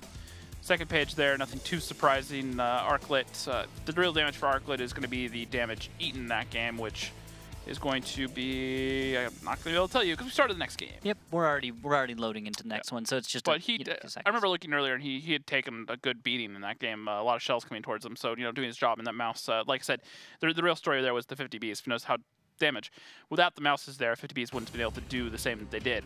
And now, this lineup looks real familiar coming out of 07. 5 IS7s and 2 Batchats. So opting for still Batchats instead of Batchat TVP like we saw earlier from Teal Team 6. Batchats just carry a little bit more in that first round of shells, so you just want to make that first engagement a little more important. On the other side, though, we've got an FV 215B. We've got 2 I7s, 2 5As, and 2 Batchats for Aquatic, so a bit of a more diverse lineup. Let's follow the opening scouts. Mr. Man's heading south. This is important. If we do spot as Aquatic enough tanks of the 07 push, we should be able to do something about it, right? This is from the perspective of Aquatic. Assume they get the spots, they can do something. If they don't get the intel, you just don't quite know where some of the tanks are, and that's a little advantage lost. Last battle, Fosta got an amazing opening scout run, spotted everything. And this time, the spotting is going to catch most of the heavies, but the Batchats aren't spotted yet. Giggles is spotted, Mr. Man is spotted, but not Colosoid. FC Dynamo is lit. Look at this read coming out from M60s. Not a single tank left in the north. They are stacking this F-line heavy, looking for this push coming out. It's too bad they didn't bring more American tanks. Yeah, I'd be able to really work that ridge line, but... not today. My7's going to push up, and Antipad is going to get caught out in the open. Batchat's down in the south, just playing that low ground. We'll have to see if they're able to get some good shots off in a minute. They are starting to open up, and they do find some good damage on FC Dynamo, and they should have some more shots onto the IS7s. Crossfire is really going to be important right now, and 07 just pushing into this. Just a great read from Aquatic M60. He's in a position to cover each other well. Mr. Man actually being focused as well as Giggles. They're both down to a one-shot. And they both go down. However, HP is still in favor of Aquatic M60s, and they need to make sure that this snowballs well. The autoloaders for 07 are still reloading. But there, Warbender, Antipants, 2 big heavies are out. And now Pupil's being pressured, but there is cover coming his way, and the IS7s are just moving in from Aquatic. This is looking more and more like an Aquatic win. They just have to keep their heavies together and keep this focus fire going. That's all this is about, that fundamental fighting. Arclit's starting to take the focus. He's the most available target right now. Nice tracks are going to keep him in the open. We just need to see, there we go, there's the damage. All right, took a second longer than expected. Now Makos is next. You can see Felix Marsh moving that direction right now. Same with Fuel My Potato, Big Cheese moving out as well. But looks like a lot of that went into Colosoid instead. Colosoid's barely going to be alive.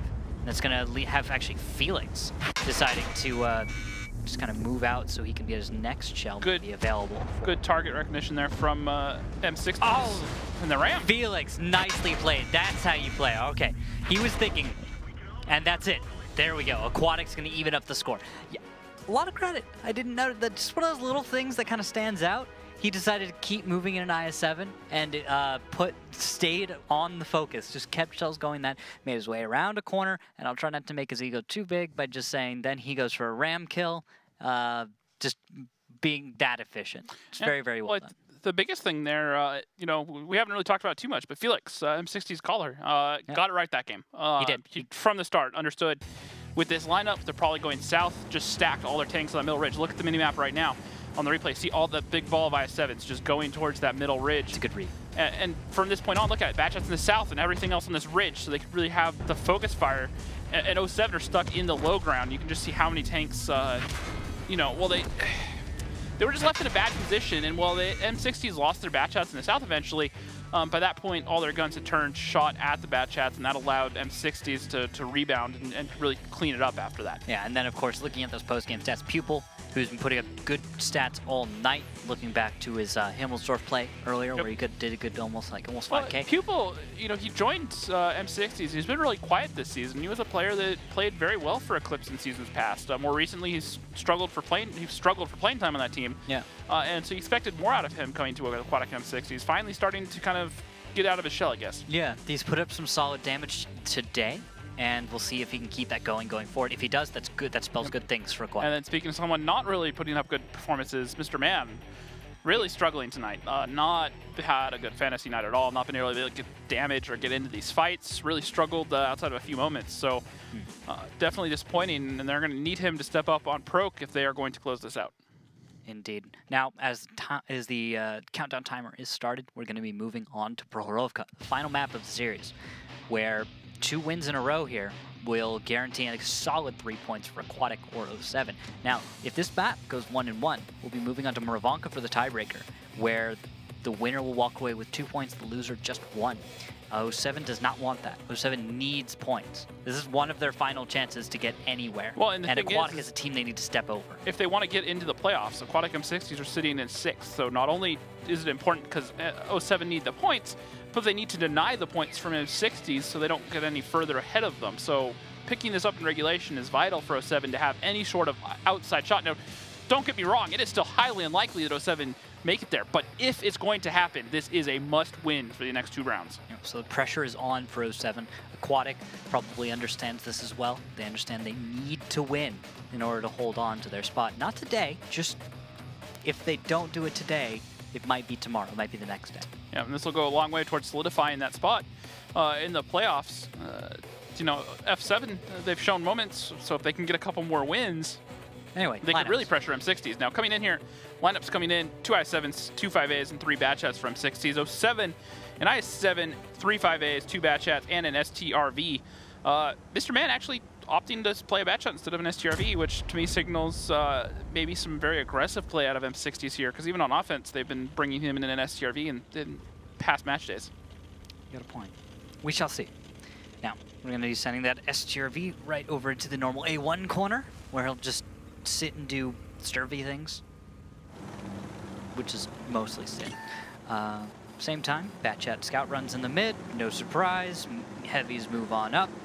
However, this time, Aquatic's not going to be there. Let's go take a look at all of Aquatic's heavies after we take a look at how awesome Makos is at damage. He's 3rd in the WGLNA. Isn't that cool, James? Yeah, no, I definitely agree. And super cool. If you look at where Makos is right now, he should have some good shots towards the mid, but the problem is all the tanks are on the other side of the train track, so Makos really isn't going to be effective over here. Yeah, that's why this is going to be a different game for him. He's going to have to shift things around, because Big Cheese is already on the north side. Same with Pupil. Batchets? See those? Those Batchets over there? Those are Batchets. They're already in the north. All right? Aquatic's got this. Now it's about that long-term fight, that thing that takes about 20 minutes to resolve. Problem is, they only have 2 tanks on cap, and look in the south. You got Kolsoy in the Batchet. Is going to be pushing all the way down and around right now. And if he gets out there and he can get him behind the hill, this could completely spoil the game for Aquatic M60s. That it could, if he gets there, and by that time there hasn't already been a resolution of a fight somewhere else. It's going to be important to note that he's out of the way and not really engaging with everyone else right now. So one of the things that Aquatic could take advantage of is they could be dealing a bit more damage than everyone else. Or they could throw a 3rd and a 4th on cap, Giggles, and Feel My Potato. And because of that, they're going to speed things up, making it a 15-second timer. Now, resets are going to start coming in. Just when and where is the big question. 10 seconds, and Mr. Man looks like he's going to get aggressive and capitalize on the tanks trying to get reset on Cap. There's one reset onto Felix, but Pupil and Giggles still have most of the points. And Marsh is getting torn apart. He needs some support. Looks like Pupil's getting off Cap. Same with Felix. They're going to throw it away and decide, you know what? No. Is this a push forward and just take control with 2 shells for about almost 1,000 damage hit Pupil? Well, they understand Colsoid's in behind. That's where Giggles getting shot. And that's what I warned about. However, now it looks like Mr. Man's going to go over. He's going to pick up the kill onto Arclet. Now Big Cheese is going to go over and eat the shells. And Giggles and Mr. Man are going to group up, and they're going to try to clean out Andy Pans and FC Dynamo here before too long. Yeah, there we go. Nice play with Giggles moving in and autoloader. Big Cheese just kind of tank as much as he can. There, Giggles is going to go down for his trouble. Mr. Man moves in at low hit points. It's not connected with Andy Pans. One more solid connection. There it is. Mr. Man gets the kill with Felix being traded out for it. I think Aquatic M60s have paid too much for this. And they are down about 2,000 HP right now. Closer to 1,000. Start coming back. Good focus fire right there. FC Dynamo is finally spotted. He's reloaded. Starts putting as much as he can into Big Cheese. And there are 3 tanks left alive for Aquatic. Will the cover fire come in and help against FC Dynamo? Not enough time to save Big Cheese. But Mr. Man's on reload. Feel My Potato's relatively healthy. He could make something happen. But Makos is at full health. I forgot about now that. Batchat spot each other. Mr. Man needs to realize he just needs to push up and over. However, FC Dynamo is waiting for him, and there isn't a whole lot. Colosoid found Mr. Man. There we go. That's the kill. And now it's going to be a 3v1. Yeah, it's Feel My Potato seeing what he can do. This is 3,000 hit points he has to kill alone. So, I mean, wow. Nicely played by 07 there. That Batchat getting in and around, you called it. That was the weak spot. It was left open. It was exploited, and the cap didn't finish.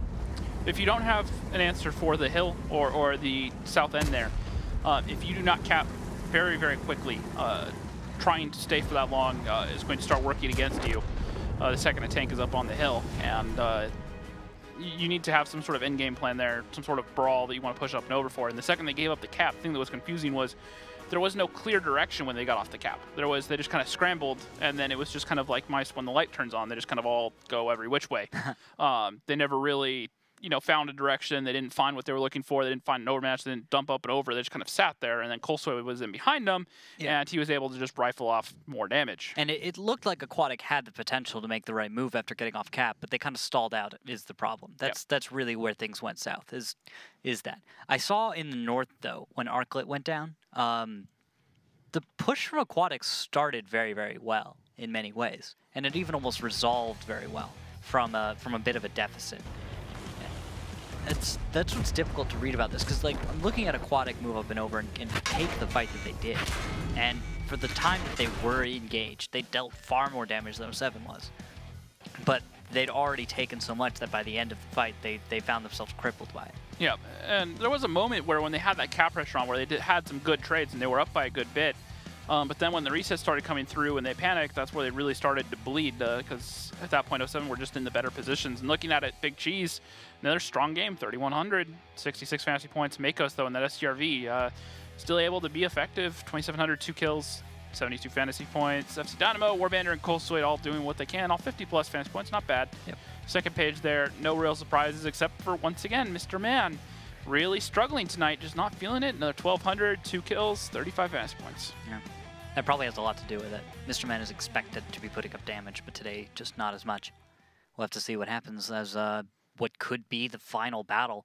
We're going to switch sides. It's going to be 07 on attack, and on defense it'll be Aquatic.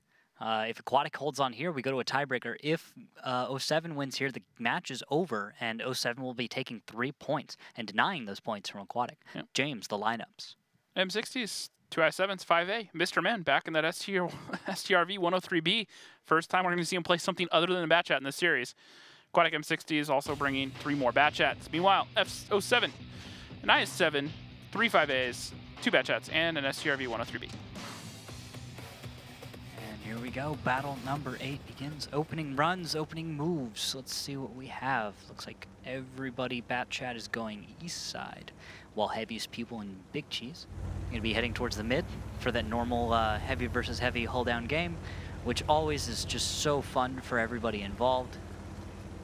And by that I mean the heavies probably hate it. I mean, you're trying to shoot hatches. Yep. Do you find that to be the most fun thing in tanks? Depends at the range, but yeah. It depends on how well it's going for you. Yeah. Don't you mean? It's like, oh, if I'm panning turns, I'm having a great time. Yeah, I mean, if it's E5, great. Doing that versus 5As, 9-7s all day, yeah. Yeah, it's yeah, it gets a little rough. Could be kind of frustrating. I mean, at least that's something nice about the mouse. You don't have to worry about picking off Copolas. You get a nice big target to shoot at. Just depends if it's angled at you correctly or not. Is it facing me? Is it not facing me? And if it's facing me, is it going to shoot me and do damage? I mean, yeah. Oh, look at this, though. Felix heading towards the hill. FC Dynamo is also on that same hill. And this will be in cross shots onto positions where Andy Pans is. He doesn't take anything. Warbender is spotted, though. And we're just watching Felix try and do what he do. And Warbender taking some damage. Even more. Getting caught out. And now he's at that draw. Running into each other. Ah, did he wait? Was Arclet trying to simp him, or was? No, they were not looking. They were both. They had their guns facing the middle ridge, and they were focused on driving away, not looking at each other. Ah, I see.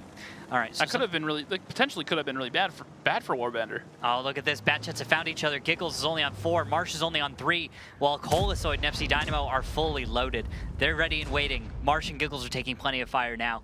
And Colosoid looks like he's going to venture out and decide to engage. I don't know if 07 is aware that Aquatics players weren't fully loaded, but they might just be now.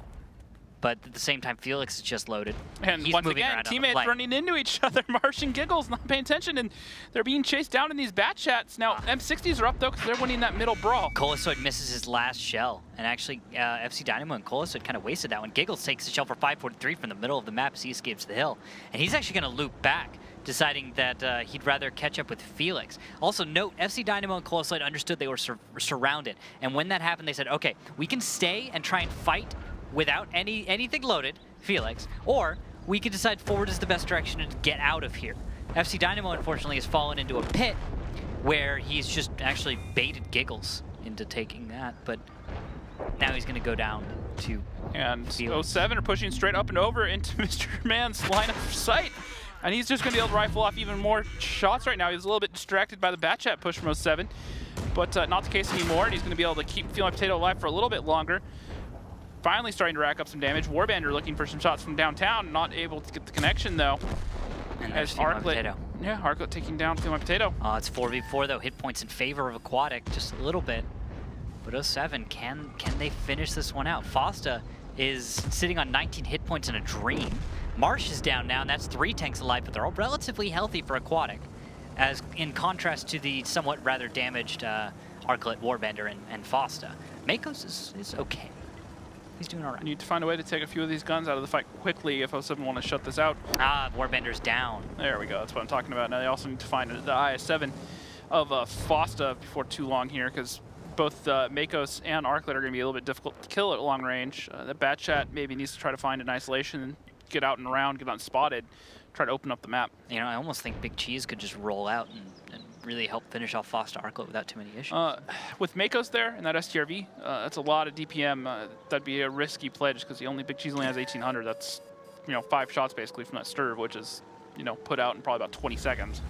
20, 25-ish. Which, either way, and if say Arclet's in a position to cover him and gets another shot in there, that's even less. And that 15 seconds will go by a lot quicker than you tend to think it will.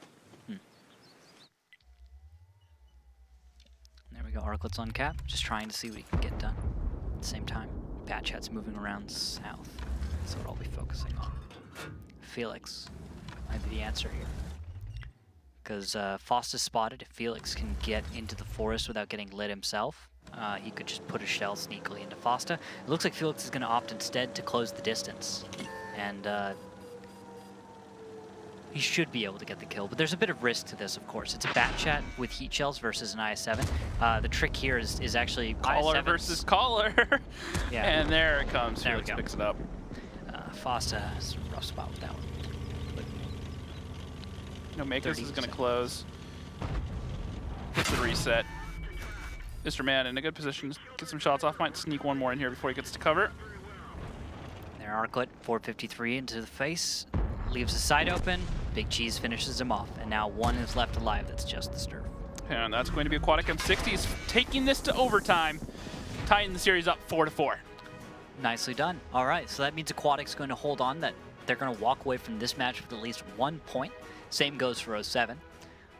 Who walks away with 2 will be the big question at the end of it. We're going to have to find out, as I'm going to wait and see for the admin to confirm who's going to get sides. Yeah, I found Mr. Man's secret needs to just play something other than a bat chat tonight, apparently. Oh, okay. So what did he do? 4,800 and 1 kill. Hey! Hey, got to salvage it somehow. Just needs to have one more big game to not completely sink everyone who has him on their fantasy team. So... Let's review that battle all together, though. So there were some really appreciable moments about everything that went on. Right. 07's players had some solid plays with bat chats. I think there were mistakes on both sides that everyone can appreciate and learn from. And altogether, you got to give it to Aquatic for not giving up, because there were moments there where Aquatic could have said, "This is done." Yeah, a lot of very close moments, but they managed to make it work. And like we were talking about, Mr. Man putting up 103 fantasy. 103, 4,800 damage, 109 fantasy points. That's probably doubling his fantasy point total for the night at that rate. Andy Pans, Fossa doing what they can. Big Cheese having a pretty decent game, 2,200, 2 kills on Prokhorovka's, not bad, 71 fantasy points. Giggles and Felix rounding it up for Aquatic M60's FC Dynamo, another 1,600. Second page, nothing too surprising there, except for maybe Cole Soyd in the bat chat getting focused out pretty early on. After that push up and over the hill, Mr. Man got some shots into him, and the bat chats chased him down, so really wasn't able to get any shots off. Yep. Which... And I'll actually just, I was going to let you know that defense has been chosen by Aquatic M60s. They earned fastest attack win of 4 minutes and 25 seconds on Ghost Town. That would have been battle number 2. No, battle number 1. And I can't believe it. I got that wrong. Wow. It's right in front of you, Randall. Yeah, I know. I've got it written down right there. Read. My handwriting is horrible. My teachers have always said so. That's why I talk for a living. Fair. Right.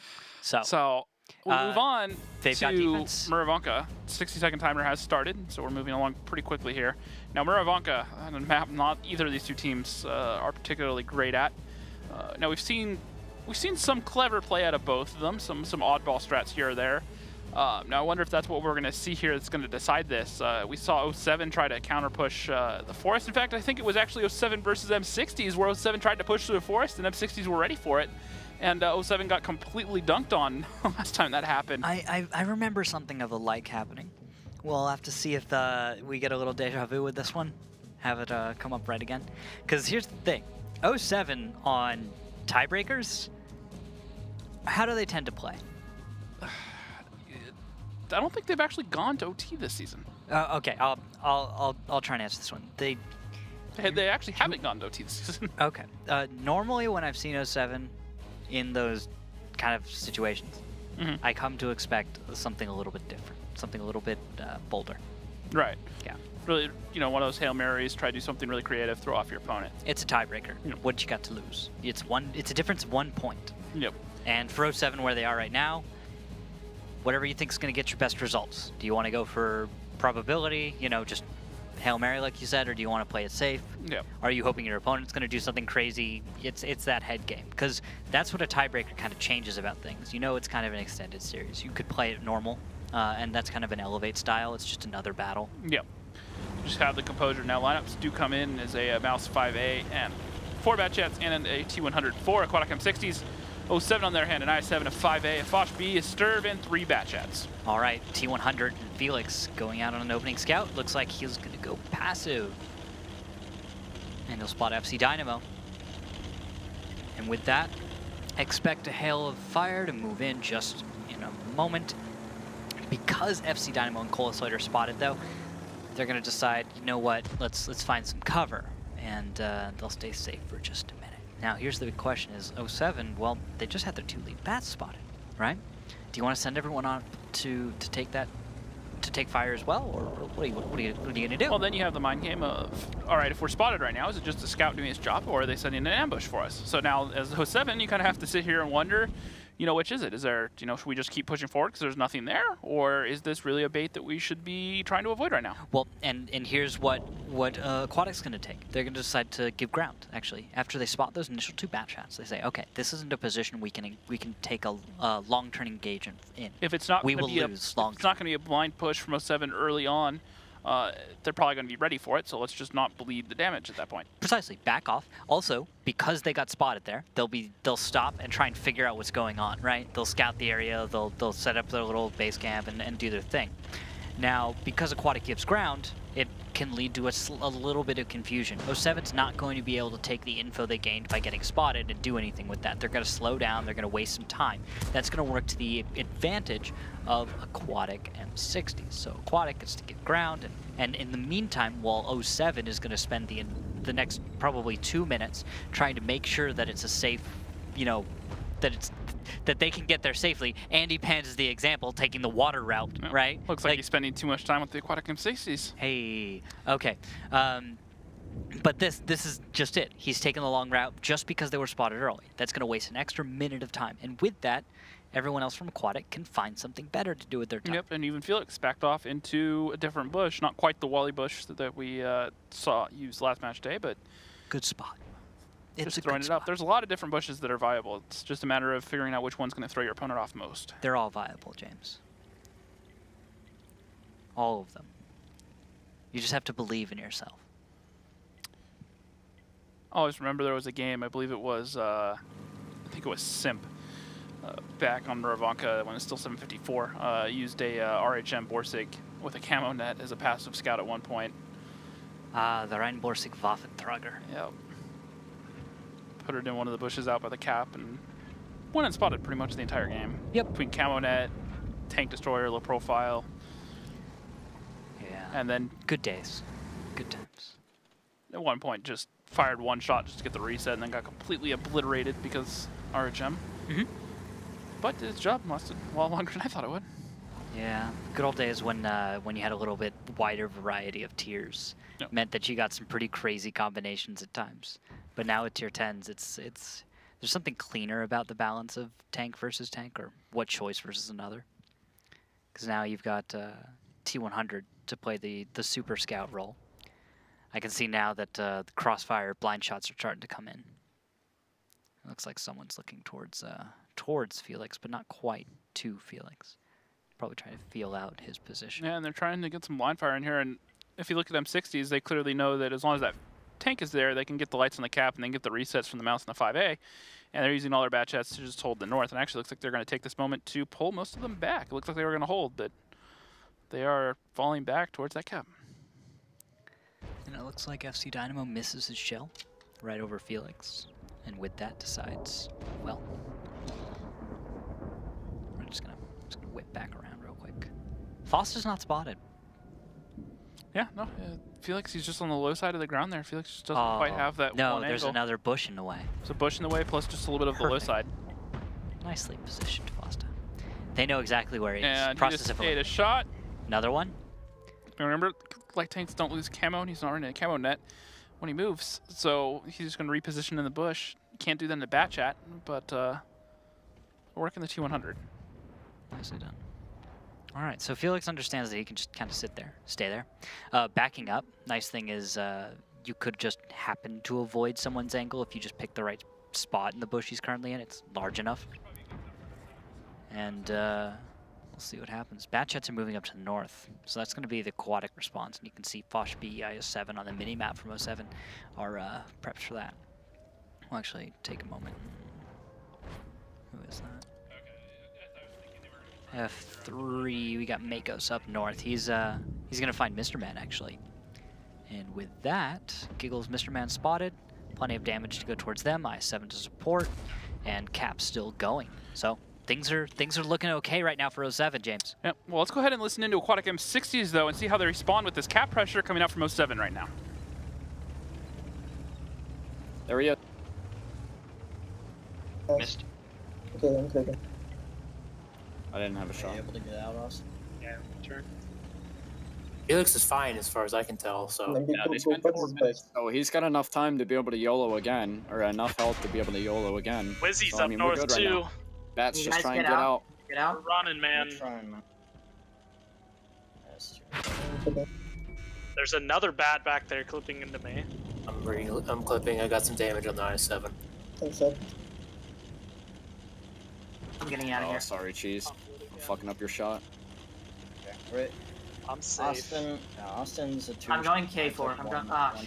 They only have 3 minutes. Yeah, that serve is still like down there, dude. Yeah. I'm getting out, man. Yeah, that's fine. They have a lot committed to the north there, so they might just continue looping. Hey, let's back these guys up, please. Do you want us just to suck back to more? I'm coming back to like H1. I'm gonna sit in here for preparation of them. Actually, still 2 cap. I mean, we can give it a little time. I think this time I'm gonna YOLO. Get a lot of punish on it. We get a lot of punish set up, and then we want to go the mouse as well with the T100. Careful, I'm spotted. Yeah, I think we need to do the mouse with me. I think you do the mouse first to draw the shots, and then send the They could throw 3 on it. 3 on. Go. 20 seconds. I don't think Felix is gonna. Just be ready. I'm going. No, I got it. Andy, don't go. Just trust me. Okay. Trust me. I either get it or I don't get it. There he is. That was one. Somebody shoot Colosoid. Got him. Nice. One more and Biz on it. It's a stirve. I can't light him. Keep going. I gotta keep just go. going. We killed the stirve. That's perfect. No, it's not the stir. Foster, murder his ass. Shots. It's fine. They don't have well, they do have enough time. We got a lot of punish for that. Just suck back. Again with another bat. They got 2 minutes. They have to either throw 3 on now. Like, just watch for the Foch. This guy. Just like play over here and make sure the Foch doesn't like come in to like. 1 on. 2 on. 2 on. We gotta do it again. Go. You want the 3 bats coming? We need the heavies to go too. Yeah, I think we need Cheese the 3 has bats. to go. I'm low. The Foch is north. There's pasta. Nice. We don't need to do anything. We don't need to do anything. Just Dendy, try and get damage on Andy Pants, or just get damage out Dendy before you die. I have shots, Dendy. I'm aiming. Can we get Andy Pants down? That'd be really good. Working on it. Run, Dendy, run! You can get back in.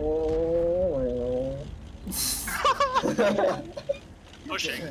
So Yeah, okay. We still have time to do it again. They're fired. Go again. Wait. Serve shot again. I have a lot of health, and I only have 3 shots. Got Andy. Nice. I'm out though. Perfect. Okay, I'm going in, boys. They could throw one more on. We have to go. I can go. Yeah. I'm going. Bats have to YOLO. I'm going. Me and Denny are going. Just fucking cover. Yeah, March, try and just hold your shots if you have any left. There's They're gonna block. They're gonna block. He's gonna block. Get Colosoid if you can. Guys. Pasta, Colosoid. I'm still reloading. Focus cap, heavies. Nice. We got it. Run away, Giggles. Run away. Run away. I'm Go running. to I'm We're fucking good, dude. All right. That was it, James. You heard it from Aquatic. They know it's over. 3, 2, 1. And that is the timer. That's the end of the battle, and the defenders, Aquatic M60s, will win. They win 5-4, means they take 2 points away, and 07 will take home 1 point. Yeah, no, M60s really needed this to make sure they secure that spot in the playoffs. Unfortunately, where things sit right now, it's going to be Aquatic M60s taking on, I believe, Dare, unless Top Tier may have been able to pass them, but we'll check the standings in a few minutes. That we will. So this could have some significant impact just on the standings, plus Top Tier getting that win over Eclipse, so we'll have to see how things shake up. I think big takeaway, though, from all of this, James, is while Aquatic was expected to win hands down, 07 showed us that they have something up their sleeve, that they are capable of putting up a decent fight in that regard. Yep. And once again, another thing just to note from this last game real quick, Arclight got off another 38 shots in that STRV. It's the second time where he's just fired in just insane amount of shots. Not getting a lot of connections, but just blind firing where the heavies are, just trying to be a nuisance. doing a decent job at it. But, you know, overall, 07, they showed a lot of promise. They were, you know, really in it. If they had started the season like this, they'd probably have done a lot better. However, this is, you know, third to last match day, and they're just now starting to really kind of hit that stride, and not going to be enough. Now, Arclight did come in here, 4K damage, 73 fantasy points. Warbandit doing their 3K, 3 kills, 90 fantasy points. Feeling Potato, Pupil doing what they could for Aquatic M60s, along with Martian Big Cheese. Makos rounding it up for 07. And there we go, Foster down at the end with Colosoid of Dynamo Anypants. Just 07 wasn't able to get the damage they needed out that battle. Aquatic dealt damage when they needed to, and 07, that's where they struggled. Yeah, and it's nice to see the rest of Aquatic M60s really stepping up, because Mr. Man had a really quiet match day. And if you look at this Big Cheese, 453 fantasy points. Pupil coming in here with another 445. So, you know, really strong match day out of both those two. Makos doing another 423. Feeling Potato, 445. Marsh, 362. Warbandit coming here with 421, and Arclight another 370, so not bad at any of them. Second page there, even Mr. Man, because it was such a long series, 378's respectable, not terrible. Felix coming in there, 430, very strong for him. FC Dynamo, just pretty much everyone above Fosta and Giggles had a pretty strong match day, really. Yeah. But those two, and even Fosta, 320 is not awful. It's a long series, you know. Yeah. A very long series. Just what happens at the end of them. Now, we are going to be joined by a representative of the winning team. Welcome back, Mr. Man. Sir, we've been talking about you a lot tonight, and we noticed you may have been struggling. Can you tell us a little bit about that? Yeah, that, especially those early matches on the Ghost Town at Himmelsdorf, I just wasn't really able to get in the fight like I wanted to. I was making some bad plays too, and it definitely affected us being able to win some of those matches. So. Okay. So you take the blame for a couple of those losses yourself? Yeah, definitely. I think I could have turned it around if I played better. Were you surprised at all by the play of 07 tonight? No. One thing I've learned when it comes to 07 is to never underestimate them, no matter what. So. Because they might just be their day. Yeah, you always gotta be ready for 07. So. Yeah. All right. So, you know, looking at it, these are going to be 2 vital points going forward. You know, going to kind of cement your spot in the playoffs. So now you guys can kind of look towards that. Do you feel you're ready for the playoffs this year, or do you think some of your previous years are going to creep up on you again? I think that if there was any year to do it, this year would be the one. So we'll see what happens. We'll see what happens. All right. What else? Any final takeaways from that match overall, Mr. Man? Anything you want to say in that regard? No, great game to 07. Glad we ended up winning, but I think it was a good game overall. So. GG, sir. All right, and then anything to your fans, just your fans out there? Yeah. Yeah, like always, just big thanks for all the support and stuff, and yeah. All right, thank you very much, Mr. Man, for joining us. Once again, congratulations on the win. We'll see you next week. Thank you. So, nothing too surprising there. It was pretty back and forth series, but M60s, you know, like we thought we were able to pull it out. Now, they did force overtime, which is props off to 07. Well fought, but M60s just got the edge. Now, let's take a look at the standings. Taking a look, Elevate will rise to 36 points. Eclipse with 24. Dare rising, only 21 now as the gap widens it so slightly. Top tier with 20. Teal Team 6 with 18. Closing the gap up to top tier, and leaving Aquatic with 12. Yeah, and another thing to keep an eye on, though, is Dare not necessarily a solid third place right now. Top tier only 1 point behind, and with top tier's remaining matches... they could overtake. Yeah. It's possible. They're going to be playing Eclipse, Elevate, and F7, though. Yeah, both Dare and Eclipse, or both Dare and top tier, excuse me, still have Elevate remaining in the season, so definitely something to keep an eye on in F7. They need to get some wins in their last couple of match days if they want to have an outside shot at making playoffs.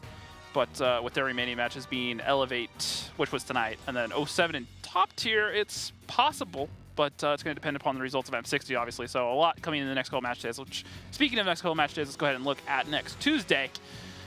That's going to be 07 taking on F7. So 07 at this point pretty much can't get into the playoffs at all. I think it's mathematically impossible. So it's really just F7 trying to squeak in and take that spot from Aquatic M60s. Eclipse versus Teal Team 6. Well, if Teal Team 6, maybe they show up and blow up like they have been, and surprise us like they did they did versus Dare. That would be amazing for them, but we shall see. Top tier versus Elevate. That should be a really good game, and then also Dare taking on Teal Team 6. So yeah, that's not bad. It should be a close couple of games. Make sure you guys tune back in on Tuesday. As always, make sure you guys follow us on Twitter at WGLNA and use that hashtag WGLNA. Let us know your thoughts, and also join us for the Facebook Live pre-show every single match day, 4:30 Pacific, 7:30 Eastern, and that's at facebook.com/WGLNA once again. So make sure you stop by. Yep, and of course, fantasytanks.com. Head on over there after, of course, watching the facebook.com/WGLNA pre-show, and sign up with your World of Tanks account or Board Game account, and you can compete for prizes. Type 59s, gold, whatever you want. Dreams. Yep. All right, Randall, any final thoughts for the night? All the red teams today won. That's fun. That's my fun thing. There we go. Right, all the red teams won today. Fun facts with Randall's, guys. That's my takeaway. All right, guys, make sure you tune back in next Tuesday, same time, same channel. Till then, I've been James Rockstar Grieve. That's been Randall Ruka Holcomb. We'll see you Tuesday.